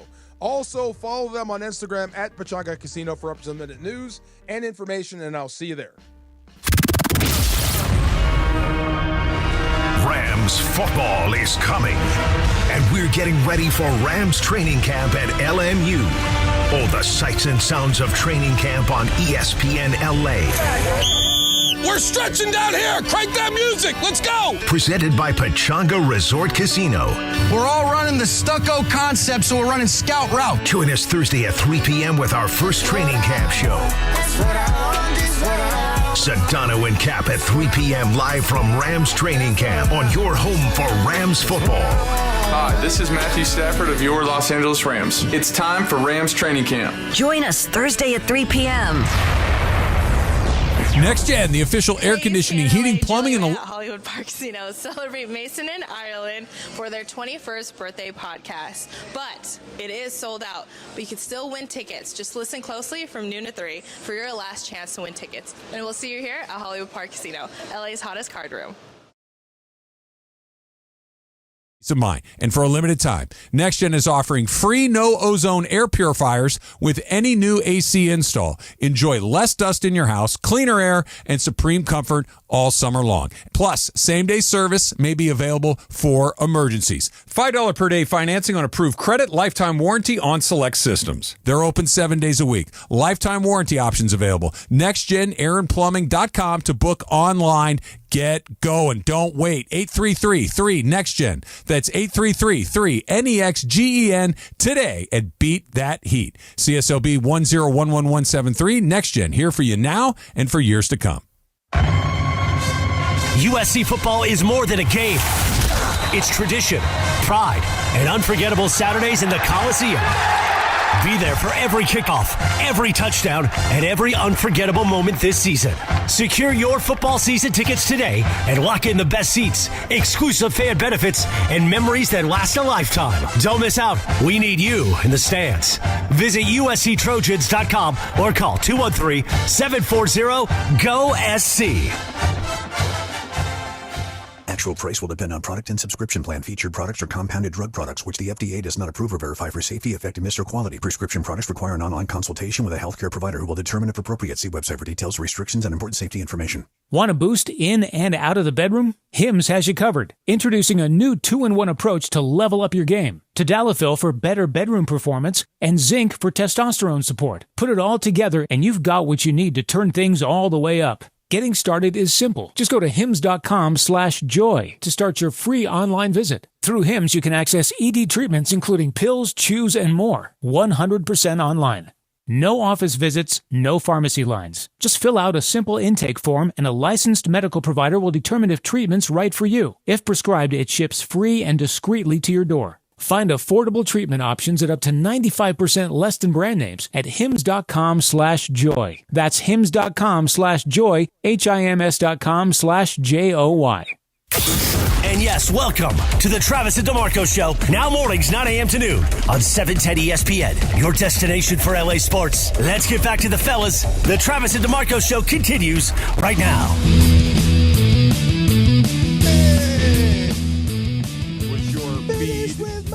Populated with a ton of Aussie stuff. Oh, yeah. Yesterday, me too. Oh, yeah. I too. went through the entire anthology last night. Yeah. Yes. You know what was cool? You know what I got a ton of yesterday? Was alternate versions of Crazy Train. Oh, yeah. Okay, where there was one where they look like, I don't know, maybe 4th or 5th grade. Oh, where all these kids in the music room are on these xylophones playing Crazy Train. And it was hilarious. It was awesome. So good. There was one lady that had she had this very colorful dress on. She's standing in front of this wall of these different length and colored tubes. And when you bang it, it makes a different sound just based on the diameter of the tube, the length of the tube. And she spliced herself together playing the opening of Crazy Train on these tubes. It was so good. Wow. Loved it. Do you know who T-Pain is? Oh, I came across that one. Yeah. War Pigs. Yeah. He played that, and then Ozzy tweeted at him saying, "Man, I wish I could have been there to watch you. This is one of the best performances." That was at Coachella maybe was this it? past year or the year before that. So good. I'll have to go find I have a theory about music. Would you like to hear it? Yes. We're all saying the same stuff, just different ways. That proves it. That he can come out and sing War Pigs and absolutely kill it. Yeah. To the point where Ozzy says, "You know what? That's good." That's I like it. my Also, I was driving around and I heard the interview when he bit the bat, like you said yesterday. Yeah. He bit the head off, and then they asked him, "So what does it taste like?" And he goes, "It's salty." Yeah. He's like, "I wish I could tell you exactly what it tastes like, but I can't say that on the radio." He says, but he's like, it's just salty. Yes. Wow. I'm like, this guy was unique. Oh, my God. The way it takes all kinds. Yeah. It takes all kinds for sure. It is time for the return of Rams football on ESPN LA. First day from training camps tomorrow at LMU. Sonato and Cap starting at 3 o'clock. Don't miss all the sights and sounds. Rams are getting ready for the season. Training camp coverage on ESPN LA presented by Pechanga Resort Casino. Play your perfect combination at Pechanga Resort Casino, exclusive California gaming and casino partner of the LA Rams. When's the last time a city's gone back-to-back? World Series and then Super Bowl. The Rams and Dodgers did it. 2020. No, 20 and then 2021. Oh, Dodgers, Lakers, sorry. Dodgers, Lakers both won in 88. 2020. And in 2020, they both won the same summer. The short Yep. ones. Yeah. Okay. Yep. Yeah. So not that long ago. I mean, that would be back Boston to back. was on a run. But you would have to win it again this year via the Dodgers. Well, never mind. Back to think back, the the city's Panthers, ready for right? a Super Bowl Hockey. championship, right? Have they ever not? I'm just saying, you're ready for another one. Absolutely. Crown an achievement. You know, it's and we spent a ton of time talking about it and speculating. And Oh, by the way, hoping. Tampa Bay also in 2020 for the Buccaneers and the Tampa Bay Lightning. Yeah. Oh, okay. Yep. That's back to back. Okay. And the and the Boston for like a bunch of Boston years. forever. Yeah. You got to get lucky too. Like stuff has to break your way. You have to be really good. Yes. You have to be, incredibly committed and dedicated. Right. then you got to get a little lucky. Other team has to go through some stuff. Yeah, yes. or you have to catch the right call at the right time, Yes. the big play at the right time. It's very rare, and the Dodgers are a perfect example of this. The Dodgers, at the beginning of the season, had this roster. You're like, are you kidding me? Right. Like, you just won the World Series, and you're going to come back with, like, this is a joke. Mm-hmm. Well, they're fighting their ass off right now, Right. and they're like, stuff's gone wrong, and stuff has to go right. Even if you're loaded, you have to catch a break or two. You know who's making me nervous about catching breaks or maybe not catching a break is the more I see of Christian McCaffrey, the more I think this dude is actually coming back. Yeah. And he's going to be that guy again. And that would be more Dodgers for the Rams if you added him to your roster. Yeah. That would be ridiculous. But all the videos coming out of San Fran about this dude being in shape looks legit. If he stays together, that changes a lot. Yeah, he's terrific. Oh, my God. That's the luck part right there. You don't have to deal with him. Yeah. If you do, it changes the math a little or bit. just to kind of flip it and not that, if you're Jorge, you're thinking, I got to get lucky that he stays healthy. Right. That him being unhealthy is kind of the default for most of his career. And I feel bad. I'm like immediately counting out Seattle because of who they're starting at quarterback. Yeah, like I am too. You can't be a serious contender. I don't think so either. Right, that's what I'm saying. And I feel bad about saying that because he could shock the world. It's not personal. No, it's just one of those track record. I've seen this a lot, and I'm good. And the other thing about this division is, I know Arizona still scares me because they're lurking out there in the bushes somewhere. And they still got this little sprite of a quarterback that can give you problems. The same approach to Arizona that you just took to Sam Darnold. Nah, man. Okay. I've seen you in Are there flashes? Okay, fine. Yes. Are you legitimately scared? Not to me or not. Me too. I've just seen you, mess it up way too many times. It's just the flashes. The dude is undefendable when he's like that. But when he goes back to pouting mode, it's different. Right. His default setting is you're not very good. True. There are moments where he's very good, but generally speaking, he's not very good. Right. But that's the part of the luck that every team has their own problems. I hope the warts that Arizona has, I hope they come up and choke the football team. Same thing in Seattle. You're putting all your eggs in the Sam Darnold basket. I hope that falls in. Now, if McCaffrey's healthy, you got problems. Yeah. I mean, he's that good for sure. Speaking of guys that are never healthy, but when they are healthy are pretty good. Maybe not like McCaffrey, but Dustin May missed a lot of time with injuries over the course of his career, and this year he's been healthy and he's been okay. Yeah, I wouldn't say he's been great, but he hasn't been awful either. At least he's taken the ball his turn every single time. There was some speculation that the last game he pitched the other night after he backed up Shohei might be the last time he pitches for the Dodgers. I guess he was taking some pictures with his family on the field, and look, it could just be he wanted to take some pictures with his family. It could be nothing more. Do you have a spot for him? On the Dodgers? Yeah, when you get everyone back. No, I don't. You can't slide him to the bullpen, bullpen role? I'm going to answer your question with a question. Which role would you want to give him? I don't know. I was going to ask you that. Go ahead. Dustin May does a thing that me as a baseball fan and me as a former pitcher at a million lives ago, he does the thing you can't do. He falls behind guys. He walks guys. I can't use you for a reliever. You for have anybody. To throw strikes. Yeah. For anybody. There comes a point where these games are going to be incredibly important. Every out takes on added importance and added significance. And if you are 1-0, 2-0, 2-1 to every guy, I can't use you. Right. Because you're going to have to come in and throw cookies at some. They're going to hit cookies. That. Right. And his stuff, for whatever reason, he doesn't have a ton of swing and miss in his game. I can't put my finger on because his stuff is really good, but he's behind all the time. So he's trade bait. I think so. He's trade bait for what? That's the other thing. When you and Greg and Clinton were going off, what do you want to get at the deadline? Two things. Center fielder? No, an outfielder that can kind of cover all bad. Okay, outfielder. They have options in center field. A left field. Well, they have a left fielder too, but he plays right field because their right fielder plays short. Like this is what I'm saying. Like the whole equation kind of swings back the other way. They have to do better than Michael Conforto. You have to replace him. So we'll see. That's probably going to happen. I think it's likely. And then a high leverage relief pitcher. How much is that going to cost you? Is that going to cost you in May? Yeah. Will that cost you a rushing? No. Not for. Is that too steep? Depends on who it is. But I would be really not knock me over. I would be very surprised if rushing moved. I don't think. Because you said the price is going to go up. Everyone knows what you need. The price could go up from a guy like Bobby Miller to Dustin May. Okay. Like that's how the price changes. It goes from, we'll see what it is, to Dustin May's a major league pitcher. Yeah, and he wants to start. Yeah, and a major league starter is a major league starter. Right. Now, the weird part about May's a free agent at the end of the year. So if you are a team that's acquiring May, you probably want to make sure you have a pretty good chance at keeping him, because otherwise, why am I flipping him? True. So very true. Yeah, but if you're taking pictures at Dodger Stadium, you probably can read the writing on the wall.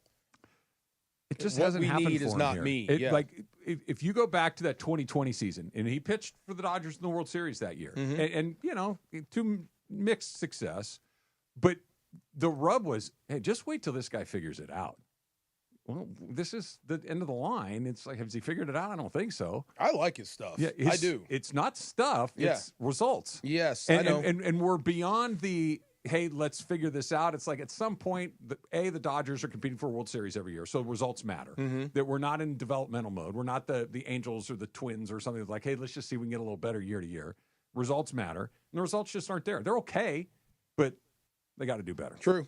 And they will, and your Conforto nightmare will be over very soon. Yeah, I think so. You know this. I would he love knows this. to see what's-his-face, tall, long hair, Glasnow, come out and just shove tonight. Just, guys, I'm going to give everybody a night off. Right? I got this. And just be razor sharp. I bet he does. I hope so. I bet he He's does. certainly capable of it. He's going to raise the bar on you. You're going to expect more out of him. I would love to see it. My expectations for him are as high as it gets. Look, when he pitches, he's terrific. Yes. Just doesn't pitch very often. Problem is he breaks. Yeah. Or he's got an owie. Yeah. Yes. And at some point, bro, you can't be this unlucky. Part of this has got to be your ticker, right? He's been another round. He's been around a long time. I don't know the answer to your question. Part of this has got to be your ticker. You got to fight through some of this nonsense, bro. Really. I understand it hurts. Everybody's hurt. Everybody's injured or banged up some. Just saying. Yeah. There comes a point where it's like, okay, can you pitch anyway? Right. Thank you. It's not going to be perfect. I understand that that's not perfect, but tonight's a pretty big game. Go ahead and pitch anyway. Can you take one for us here? I hope so. We're paying you a lot of money. See, that's the other part. Yeah, see, maybe he needs a Finebomb. Yeah. What's wrong with this guy? I question his integrity or whatever that was. That was wild. Hot and Cold's coming up next. It's Travis DeMarco, 710 ESPN. You're going to do dirt, do it in cash. Yeah, right. Are you ready for amazing golf at one of the best courses in Southern California and to be part of raising money for an incredible cause? It's time for the 4th Annual Give Back Golf Classic, Friday, August 29th at the stunning Black Gold Golf Club in Yorba Linda, benefiting the Folds of Honor Foundation. Folds of Honor, they have a mission to empower deserving military families with educational support and opportunities. Register to play now at blackgoldgolf.com/FOH. Plus, there are still sponsorship opportunities to be part of this amazing event. blackgoldgolf.com/FOH. Oh, no. Ah, that's the sound of someone who's misplaced my debit card. Their debit card. Where'd I leave that thing? Not at the gas pump, or the checkout counter, or the roof of your car. Now, if he has the Chase mobile app, he can use Card Lock. Wait, I could just lock my card. Yep, just a few tippy taps on his phone, and that sound? That's peace of mind from Chase. Chase mobile app is available for select mobile devices. Message and data rates may apply. JP Morgan Chase Bank N.A. member FDIC. Progressive knows we all crave validation. Girl, you are not 37. I would have guessed 27. You guys are too sweet. Sure. Dewy skin. Terrific. Is something wrong, Ned? Why would you ask? Just because today marks my 10th anniversary without a car accident or even a speeding ticket? But somehow, tonight's all about your skincare. Wow. With Snapshot from Progressive, you can get a personalized rate based on how you drive. And that's all the validation you need. Progressive Casualty Insurance Company and affiliates. Snapshot not available in California or from all agents. Surcharge possible for unsafe driving. This is the Doctor in the Dugout with Dr. Alan Byer, presented by Hoag Orthopedic Institute. I'm often asked about people who suffer their first back injury, think they've pulled a muscle in their back, and they don't stretch enough as far as their back is concerned. So when do you seek care from a doctor when you've sustained a back injury? At Hoag Orthopedic Institute, we like to tell people that the most important thing is to watch and see if that back pain is radiating down your leg, causing any numbness, causing any weakness, or any bowel or bladder dysfunction. These are surgical problems usually and require a more urgent visit to the emergency room rather than waiting to see the doctor. If none of these signs are present, it's safe to wait it out, rest for a few days, and seek medical care from your doctor within a week or so. Hope that helps. Keep stretching your back. If that doesn't get better in a week or 10 days, that's when it's time to seek the orthopedic specialist. Hope this keeps you on the field, and keep listening. We'll be back soon. Keep listening for more on the road to recovery right here on 710 ESPN. Bottom of the ninth, bases loaded, crowd rocking for Rotolo Chevrolet's top hitter, Mike Capozio. He's facing off with the Bulldog, and these two have quite the history. Here's the pitch. Oh, and he got all of it. That ball is out of here like a red Corvette, and it's going and going and going. Yes! Dad, are you having that dream again? Come see what the fun is all about at Rotolo Chevrolet. If something happens to you, what happens to your family? Will they struggle financially? Will they be able to afford the home you built together? With Ethos, you can get life insurance coverage in minutes. Get up to $2 million in coverage for as little as $2 a day. All online with no medical exam. Just answer a few health questions. Get your free quote at ethos.com/game. That's ethos.com/game. Rates may vary. Billed monthly. Sample rate 10-year term life policy for a 35-year-old healthy non-smoking male. Introducing the new Dell AI PC, powered by the Intel Core Ultra processor. It helps do your busy work for you, so you can fast forward through editing images, designing presentations, generating code, debugging code, summarizing meeting notes, finding files, managing your schedule, responding to Jim's long emails, leaving all the time in the world for the things you actually want to do. No offense, Jim. Get a new Dell AI PC starting at $749.99 at Dell.com/AI-PC. How those ahead stay ahead. As you know, we've welcomed a new partner here at 710 ESPN, NextGen.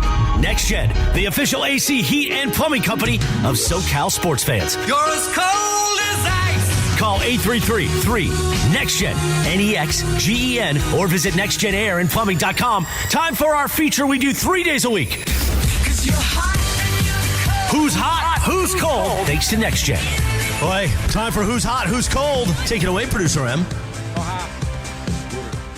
Crazy Train. All aboard! Can I ask a quick question about liking the unattainable? Isn't that a problem too? Explain. Like, I have a friend we were just talking about. He's older than me. Mm-hmm. He's single, never been married, and childless. It's what he wants, don't want him. Okay. Like, you're wasting your time. Yeah, if I was like, I will only date Leonardo DiCaprio. Yeah, right. That's a problem. That's what I'm saying. Happen. Yes, he will only date like Cindy Crawford. That's not happening. Okay, it's not going to happen. Alone for the rest of your life. I'm sorry. Yeah, I was going to say, if you're making the choice, I'm getting Cindy Crawford, to use your example, or no one. Well, buckle up for no one. Okay. Because, wrap your mind around loneliness. You think Shohei strikes out? Yeah. My man. Oh, my God. Okay. I mean, high standards are high standards for a reason, and some people, if you don't want to compromise, that's okay, but just get used to high standards and delusion. Happening. That's not going to happen, bro. Those are not necessarily the same thing. Yes. So delusion is not hot. What's hot is Venus Williams. So she participated in the WTA event, which, if you're not familiar, a WTA event is just kind of like, it's below the majors, but it's still a professionally sanctioned tennis event. Yeah. World tennis event. Yeah. And so Venus won her match, and it was in D.C., and she was speaking with the reporter on the court afterwards. And this is at the end of the interview, and she was talking about the reason why she came back to the sport. I had to come back for the insurance because they informed me earlier this year I'm on Cobra. So I was like, I got to get my benefits on. Started training. Wow. she's actually not lying about that because we talked about that about 6 years ago. So you're actually telling the truth. You know, insurance is hard. Insurance, you guys know what it's like. And let me tell you, I'm always at the doctor, so I need this insurance. Wow, that's funny. A valid enough reason for Venus to come out of. She wasn't in retirement per se, but semi-retirement, wasn't competing for Opens. Is it fine enough reason to come back? Yes, absolutely. Yes, that is very legit and very real. I wonder what her closing act will be. Her final act for Venus. Might have just seen it. You think so? Yeah, maybe. Okay. Maybe she tries for the Open. Maybe she gets a wild card for the Open this year. She's 45 years old. Yeah. Like, I'm not saying that she can't qualify. That's it, and you know, maybe she can. And I'm rooting for her. Me too. I'm 100% rooting for her. I think that's incredibly funny that once you get a certain like man, going to the doctor becomes I got to know how much this is going to cost. A real thing. It becomes a real thing.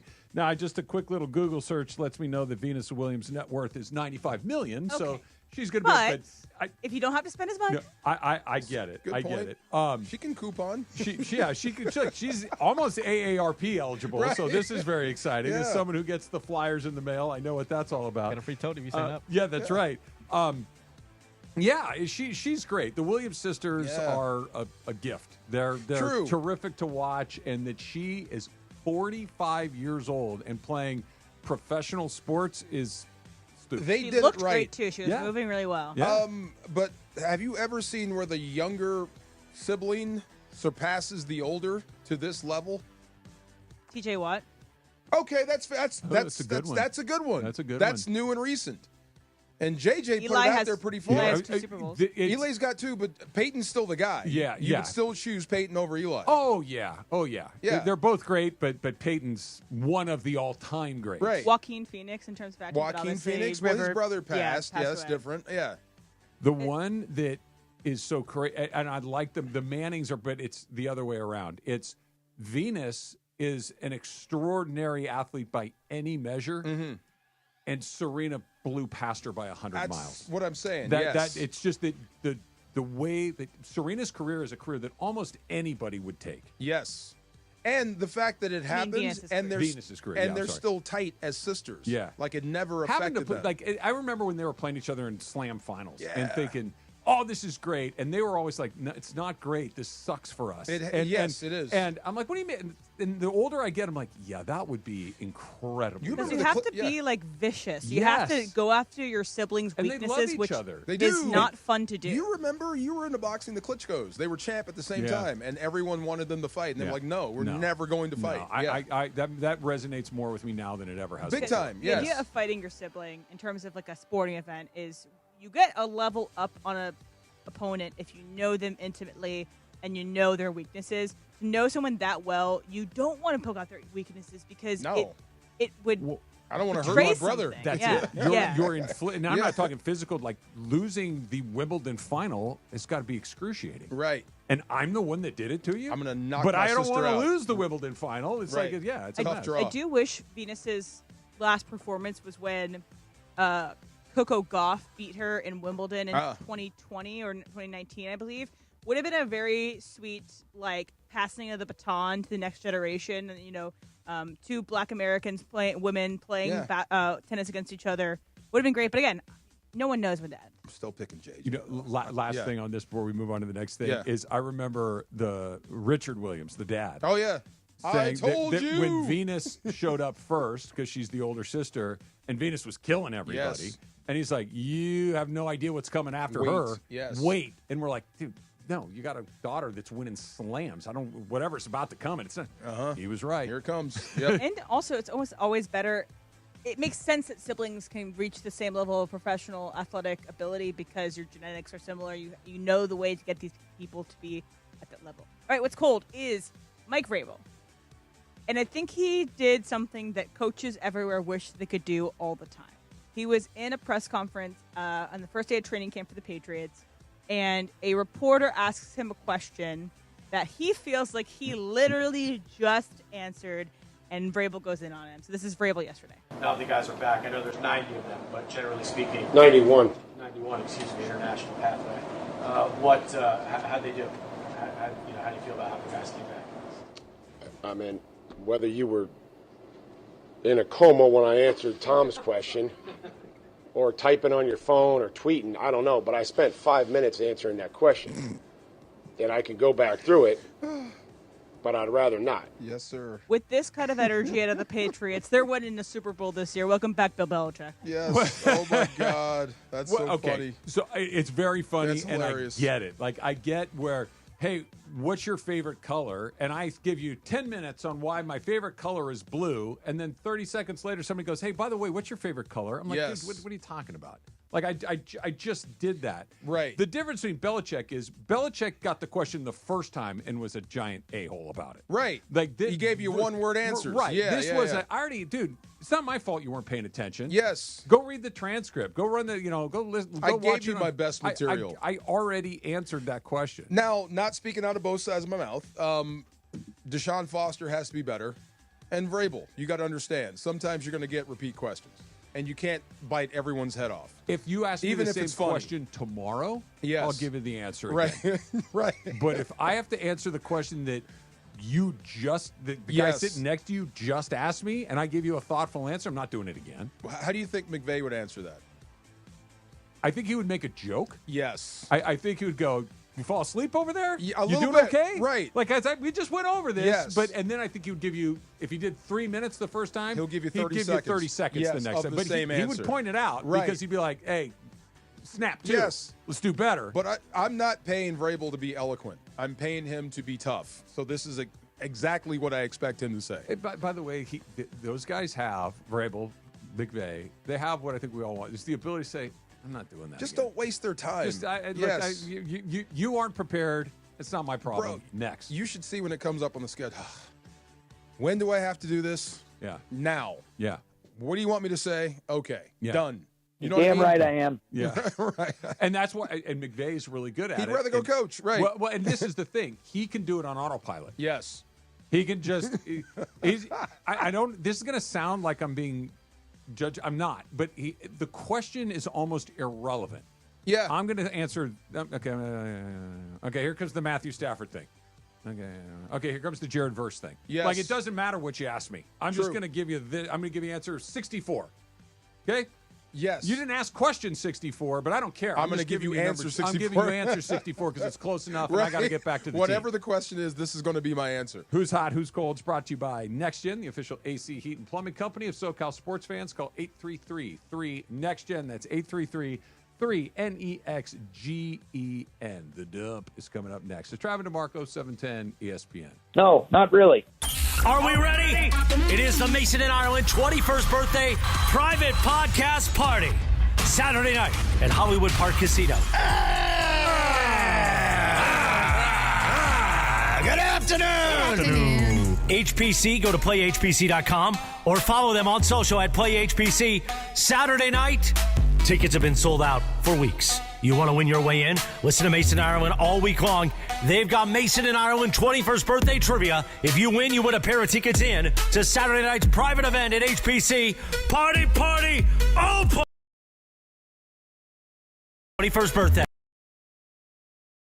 Win all week long on Mason and Ireland right here on 710 ESPN and the all-new ESPN LA app. Hey, it's Mason. Tough times, a lot of people find themselves owing money to the IRS. It can really weigh you down, and you're confused about the right way to handle it. And all those scary ads on the radio about the IRS, they don't help. Tax relief advocates want you to relax, knowing that whether you owe $5,000, $50,000, $500,000 in tax debt, you don't have to fear the IRS another day. TRA has a proven 3-step tax resolution process, plus they're experts at working with special programs available from the IRS to help taxpayers get back on track. Easy to see why they have over 1,000 5-star reviews on Google and an A+ rating with the Better Business Bureau. If you owe money to the IRS, trapped tax relief advocates could and ra.com or call 800-575-1482. That's 800-575-1482. Again, 800-575-1482. Adam Schefter here for Vivid Seats, your ultimate destination for all your sport needs this summer. changing rewards program, and an unbeatable selection of tickets, they make it easy for every fan to watch their favorite teams and players in action. Catch every home run and thrilling comeback in person from your favorite seat. Plus, every ticket is backed by a 100% buyer guarantee, giving you peace of mind with every purchase. Visit VividSeats.com or download the app today. Vivid Seats, the official ticketing partner of ESPN. Hey, Joe Fortenbaugh here. Whether you're locking in your home run picks or riding with your favorite golfers this summer, ESPN Bet is your sportsbook for all the action. Go from checking stats on your favorite teams and players to placing bets in just a few taps. Plus, new customers can get $100 in bonus bets when you make your first $10 wager. Download the ESPN Bet app and sign up with the promo code JOEQ to get started today. Must be 21 plus. Gambling problem? Call 1-800-GAMBLER. Terms and conditions apply. See app for details. Offer not available in New York. It's time for everything we haven't gotten to today. Yes, it's time for the dump. Yeah. Did you ever have a lemonade stand as a kid? I did. Did pretty good, too. Yeah. It's all about placement and where you set up. You got to get the right corner. You got yeah. to get some foot traffic more than anything. Right in front of my friend's house. Okay. Guaranteed to get traffic. Why was that a good spot? Because it's a cul-de-sac. You got to get out or come in to get home. So Okay. I'm right there, and everybody knows I'm waving at everyone. Yeah, yes. like you could pick a corner where there's a lot of people, but if they're going by, nobody's stopping in their car, right? You need somebody that's walking by that's gonna be like, oh, look, cute little Foot kids. traffic. If you live near a college or university, go on the street where they go to bars. But beware, you're going to encounter drunk people, but you will make a lot of money. For lemonade? Yeah. To sell it or to buy it? To sell it, to buy it. Oh, really? Okay. Yeah. Remember those College fundraisers? students would buy lemonade from you because they're like, heck yeah, lemonade. That's let's true. go. Here's a buck, kid. Those fundraisers where you had to sell candy door to door, at least we had to do that. The candy bars, Yeah. So whatever the candy bars were, like my tactic was, you go to the door, be like, hey man, this is the last candy bar I have. This is the final one in my box. This completes my sale. I get the full money. Like, can you just buy it right now? I would sell it every. That's a great tactic. That's pretty good. I'll put you over the top, kid. That's pretty good. That's The not reason bad. I ask is there was a young man in Chicago who had his lemonade stand set up, and he had a lemonade stand set up for a very specific reason.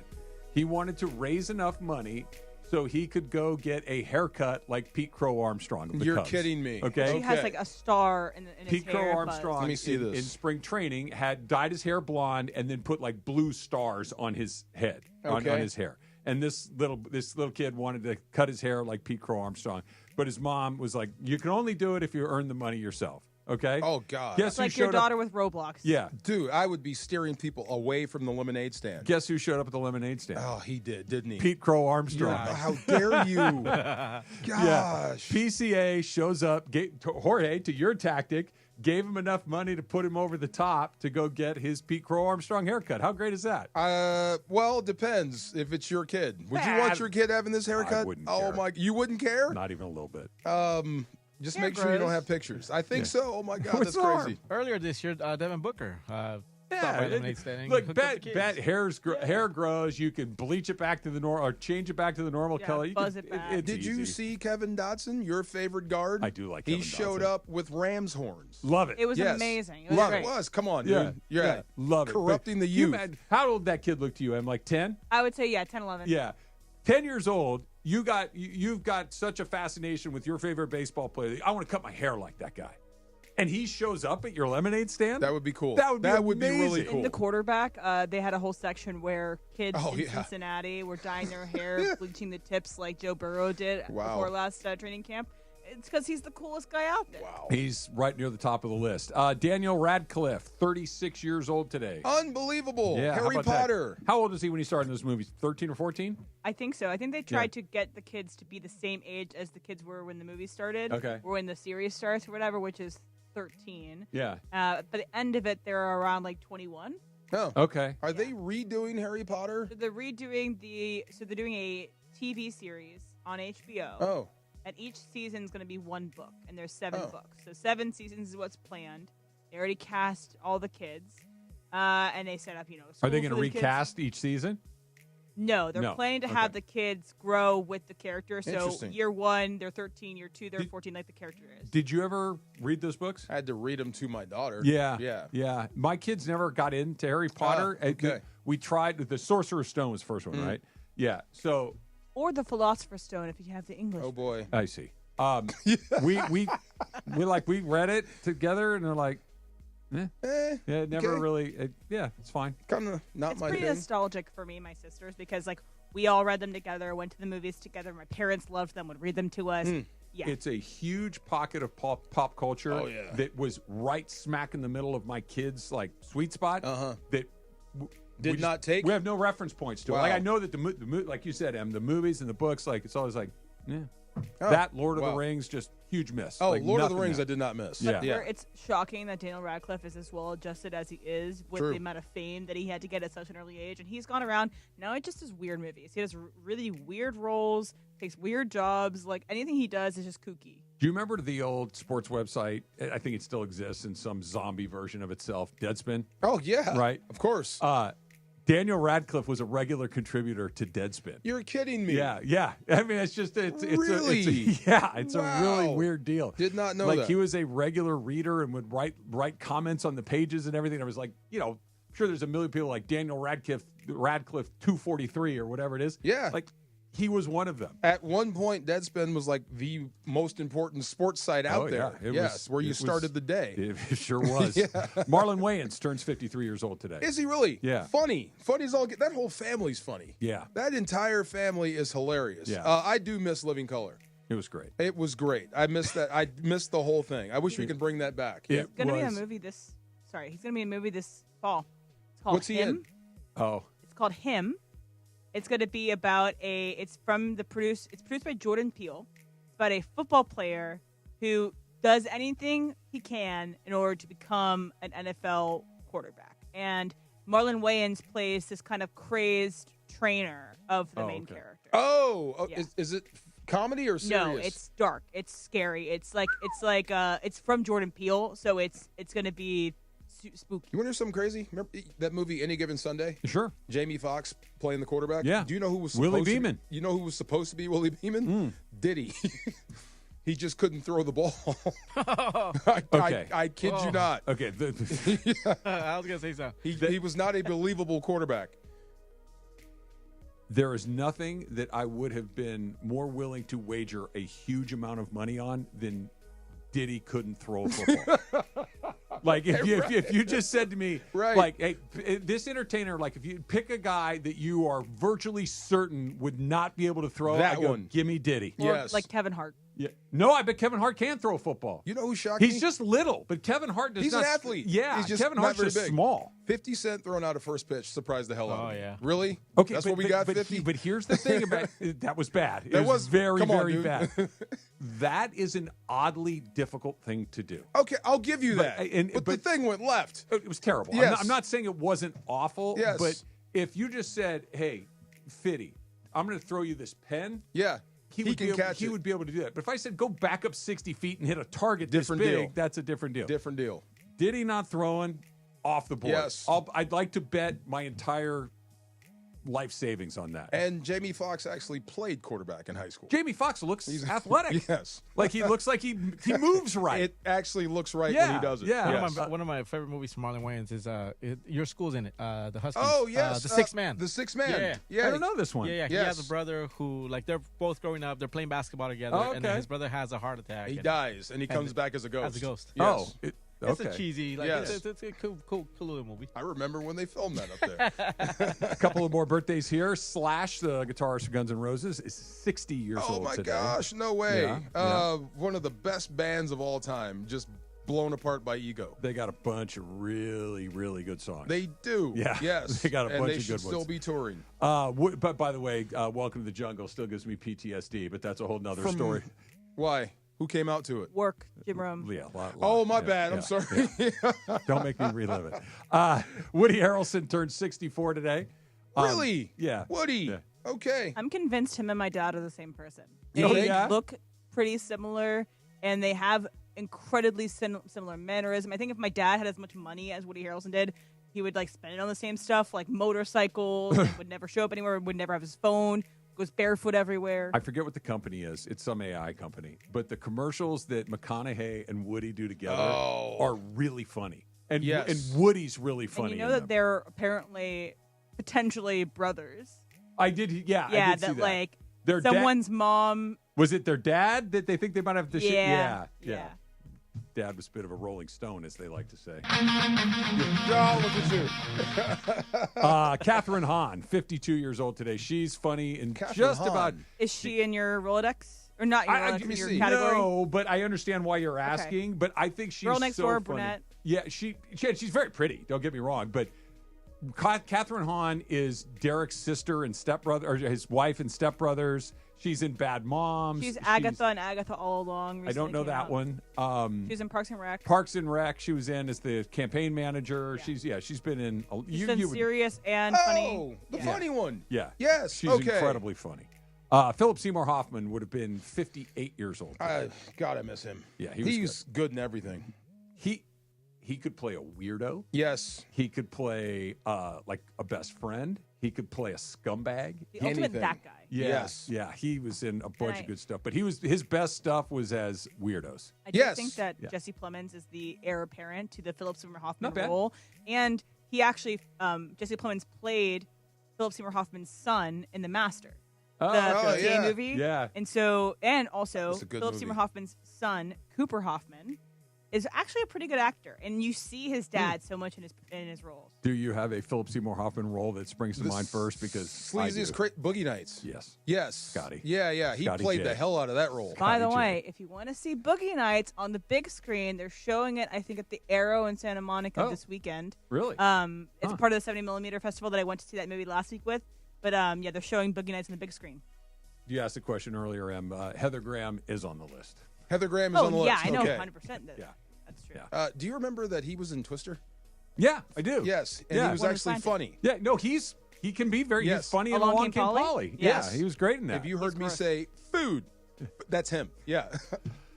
Super Crosstalk coming up next. Friday Night Lights at BMO. It's another crucial Western Conference clash. LAFC fool. As LAFC hosts the Portland Timbers. Did he into the area? Did he shot it in? He scored! Denis Bouanga is on fire and ready to put on another show for the home crowd. LAFC versus Timbers. Friday. Pre-match coverage begins at 7 p.m. on 710 ESPN and the ESPN LA app. Listen to the crowd! Celebrate with Mason and Ireland at their 21st birthday private podcast party. Saturday, July 26, 5 p.m. start at Hollywood Park Casino. LA's hottest card room where you can park, party, and play. Enjoy a fan meet and greet, surprise guests, and take home an exclusive Mason and Ireland gift. Visit ESPNLA.com for more details. Tickets are sold out, but you can win your way in. Listen to Mason and Ireland all week long for you to win your way in at Hollywood Park Casino. Open 24/7 pregame on game days inside Century Bar and Grill. And step into Ray's Lounge for live music and DJs on the weekends. For more info, go to playhbc.com or follow them at playhbc. Must be 21 plus to enter. When pain keeps you from doing what you love, Hoag Orthopedic Institute gets you back to you. We are ranked number 18 in the nation and number 1 in Orange County for orthopedic and spine care by U.S. News & World Report. From the surf to the green, our world-class doctors are there, which is why more Californians choose Hoag Orthopedic Institute for orthopedic and spine care more than any other hospital. At Hoag Orthopedic Institute, there is no one better at getting you back to you. Proudly founded by premier physicians in partnership with Hoag. Learn more at HoagOrthopedicInstitute.com.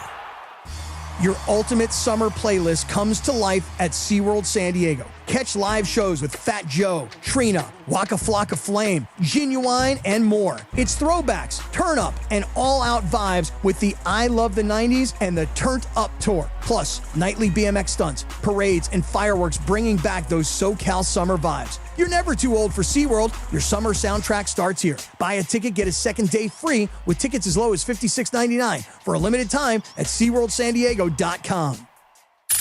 All right, we got a caller who says, I need to buy a car and I need to save money.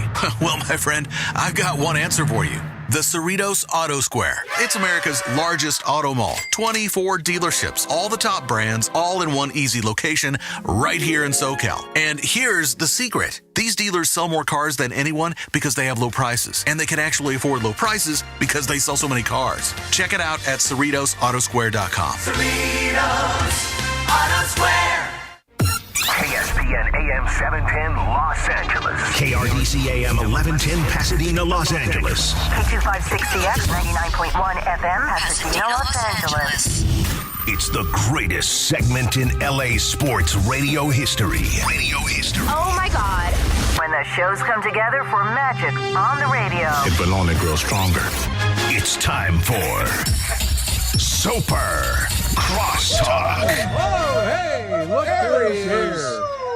Steve Mason, the one and only. Where you been? Welcome back, Mace. Thank you, guys. Did you go somewhere or just lay low? Went all the way to Pasadena and stayed at the Langham for a few days. I love the Langham. It is a Langham in New York is also excellent. We stayed at the Langham in London when we were at the Rams. Did you tour the gardens? Toured the gardens, Yeah. yep. Nice. Ran into Jason Segel, the actor, who happens to live like right around the block. So we went for a walk, and there was Jason Segel, which was cool.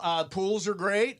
Food, we have this thing called a club room, and it comes with like this room that's fully stocked with food all day long. So we ended up spending tell me more. We ended up spending like $64 in incidentals because everything came with the club room. It was a killer deal. That's amazing. Yeah, so it's what's good. in the club room? Like, give me cold beer? No, so breakfast. There's like breakfast. Okay. Then there's like sandwiches. Then there's like a tea where they get biscuits fancy. and they pile them with whipped cream. And you ever see jelly. that? Jellies, exactly. And then a nice dinner. But it was good, and it's nice to get away, break out of it a little bit. That's a long trip all the way from your place to Pasadena. It took us 45 minutes to get there. Okay. And an hour coming back. No layovers? No layovers, Direct flight? Exactly. Laid over at LA Live, as a matter of fact. So you guys there's a bunch of stuff that came up in the show today that was interesting, including, DeMarco, you would not set up one of your single friends? Hell no. No. See, I do that all the time. No. Lisa does it too. You know who is the most guilty of this is Michael, who's coming in today. Okay. Yeah. Michael is under the impression that if anyone is single, male or female, they're miserable. And I'm like, it's the opposite, right? Like single people are happier. Yeah. And Michael's like, no, they're not. Particularly women. Michael thinks like if you watch him around Lindsay or Emily or Amanda when she was here, Michael's constantly trying to set him up. Trying to get him married off. Right? Yeah. No, you would set up your friends, yes? You know what? I've had bad experiences on the other side of that where I've had friends that know me fix me up with somebody, and the extent of what we have in common is that we're both gay. Like years ago. You're gay, Wow. he's That's not gay. enough. You guys are perfect together. It's there like, you go. oh, Should you ever work. see that guy? He does hair product on TV, Chaz Dean. They're I know I got exactly. fixed up on a date with Chaz Dean. Did I'm like, you really? super nice guy, but Not a love connection. I'm gay, he's gay. That's about the only thing we have in common. Maybe I could use his product, but you have good beyond hair. that, there's nothing. Dean likes good hair. Exactly, but so I'm not on the receiving end. I haven't been good. I'm trying to think. I don't really fix people up. I haven't done it a lot, but as long as the person that I'm recommending, for lack of a better word, right, I feel isn't a scumbag. Yeah. I can like at that point, I'm like, it's up to you guys. He's a good guy. I think you're a good girl. Like they're not. There's miserable. there's a miserable. friend of mine that works in this building. He's a lawyer for AEG, and years ago, good-looking guy, great athlete, and one of the girls that used to cut my hair, super cute, and I said, hey, you should go out with my friend. He's single, successful. She goes, great. So I set him up. They go to a Laker game together. The game was fun. The night was fine.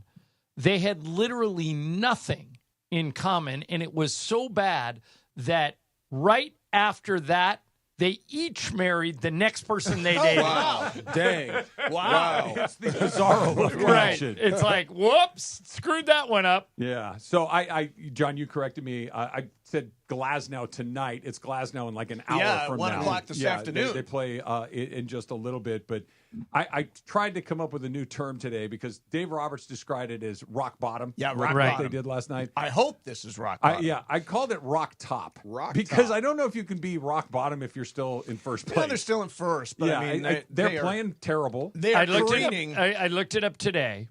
The odds for the Dodgers to win the National League West, what do you think they are? Odds? Yeah. So like 2 to plus 1, number? 3 to 1, 4 to 1. 20 I to mean, 1. I would say to win the National To win League the West, National League 20 to West. 1. The Dodgers? The Dodgers. To win the National League West. I don't know, 1-5? 1-10. Yeah, I was going to Yeah, say. you could not be more wrong. Wow. No, I said it wrong. I was trying to say 1-20. Right. They're going to win the National League West. They're going to win it. Right. They are. And what are they only up 3.5 now? 3.5 on the They're Padres. very likely to finish the season with the best record in the National League. Yep. They're going to make a deal between now and the 31st because they always are pretty active at the deadline. It's just, I'm not worried that they've lost a bunch of games as much as I'm frustrated with how they've lost a bunch of games. Think about it, though. None of these guys, the bullpen's been awful. But none of these guys that are pitching right now are going to be pitching when the games matter. Hopefully Scott is. Hopefully Scott is. I hope he's not. I think the best news that Dodger fans got all week is that guy's going on the 15-day DL. Yeah. But I know, mean, seriously, he's not right. He's got to fix something. I know, for example, that in the case of, Ben Kasperius was terrible last night. Just terrible.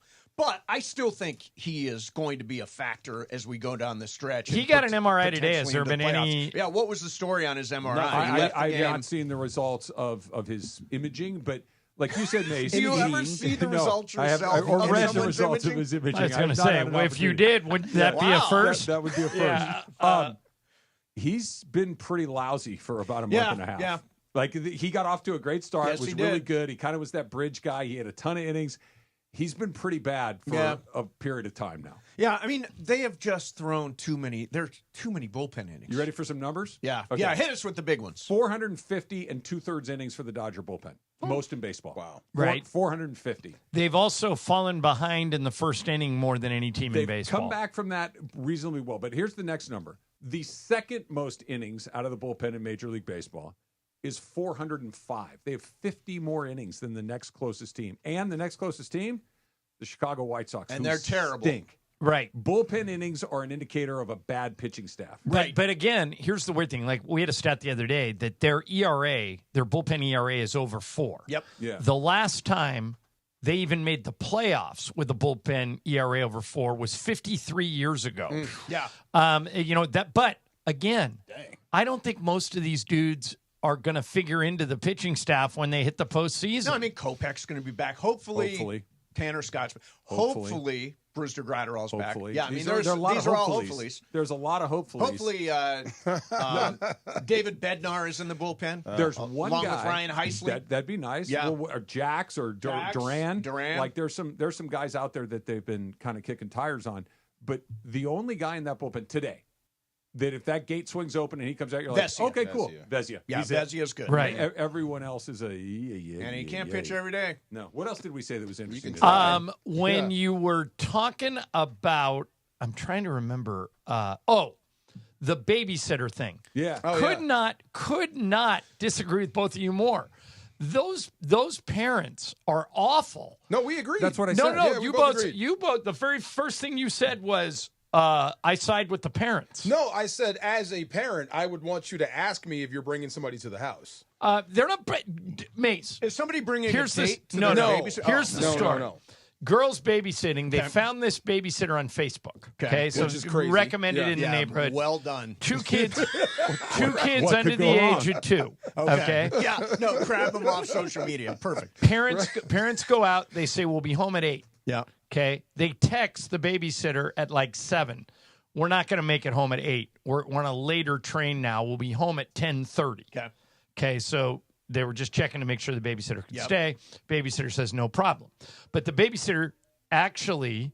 Ringer's off, Mace. Yeah. No, that's a fine. I will tell you. I'll tell you a story about that. Okay. So the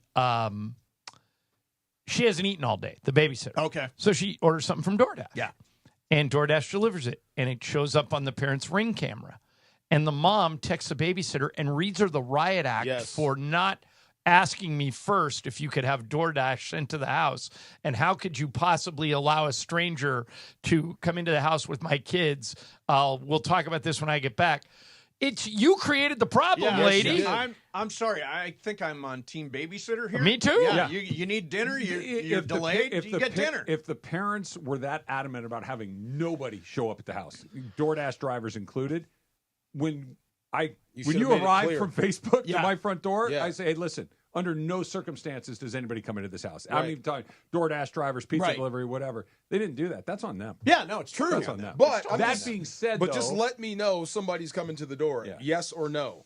But if I'm the babysitter, I'm going to eke you out of house and home. If you're 2 or 3 hours Isn't that the late. price of babysitting other than the actual fee? Is I get to eat whatever I want? Yeah, of course. It's like like when you do an Emily, Airbnb. do you still babysit?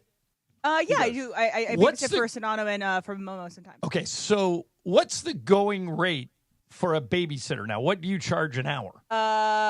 $25 for one kid. Okay. And then up to $5 more per kid afterward. When I babysat, I got $5 an hour. That's it. Well, Yeah. inflation. Yeah. Did you get asked a lot? I was the number one requested babysitter in Were you Corona really? Del Mar. Look at you. I've told you the story. Why, right? As soon as the parents would leave, I'd sit the kids down. I go, okay, I only got 2 rules. And I would tell the parents, this is what I'm going to do. I got 2 rules. One, you got to go to bed when your mom said to. So your bedtime, you're at 8:30, you're at 9:30. And they go, what's rule number 2? You can do anything you want as long as you don't tell your mom. And they would go, what? I go, go for it. What do you want to do? Can we jump on the couch? Go for it. Can we eat ice cream for dinner? Go for it. I don't care. And these kids would then the parents would come home and they go, how'd it go? I go, I think it went great. They both crashed right at their bedtime. And then they call me the next day and go, I don't know what you did, but my kids are asking, can you come back like next Friday? I go, well, here's what I'm doing. I'm letting them do whatever they want within reason. And they go, That's great. a winning formula. Yeah. Were you a sitter? I was a sitter. I was one of the reliable kids in the neighborhood. I actually told the kids they have to play by every single rule that exists while their parents are home. So no jumping on the couch, no. You would enforce the rules? I would not. Okay. I would. No, I was a very popular babysitter in the neighborhood. By the way, this morning, so I'm getting ready to take the needle on my neck because I got a herniated disc. So I get up this morning at super early, John. For you. 7 o'clock. That is super early. I'd been up for a couple hours, but I get your point. Okay. As have I. So I get out. The appointment's at 8:30. Get out of the bed. Get in the shower. Get in the car. Get there by 8:30. They tell me the guy canceled, and we left you a message earlier. And sure enough, I look at my phone. At 7:30, they canceled the 8:30 appointment. You should get a free appointment. Had I had my phone on, I would have known that. So that's then- why my then ringer you was turn on. your phone on, Then I yeah. turn my phone on. So if we have to give 24 hours notice before we cancel an appointment, shouldn't they? Bingo. Or Yeah, they really This should. was a whole. It should be This free. was a whole Seinfeld And episode. they were not especially apologetic either. No. They were just like, no, sorry. Well, when you're trusting Out of somebody luck. to stick a needle in your neck, I Sure, guess they get to call exactly. the shot. Exactly. That's Super Crosstalk. We'll see you tomorrow.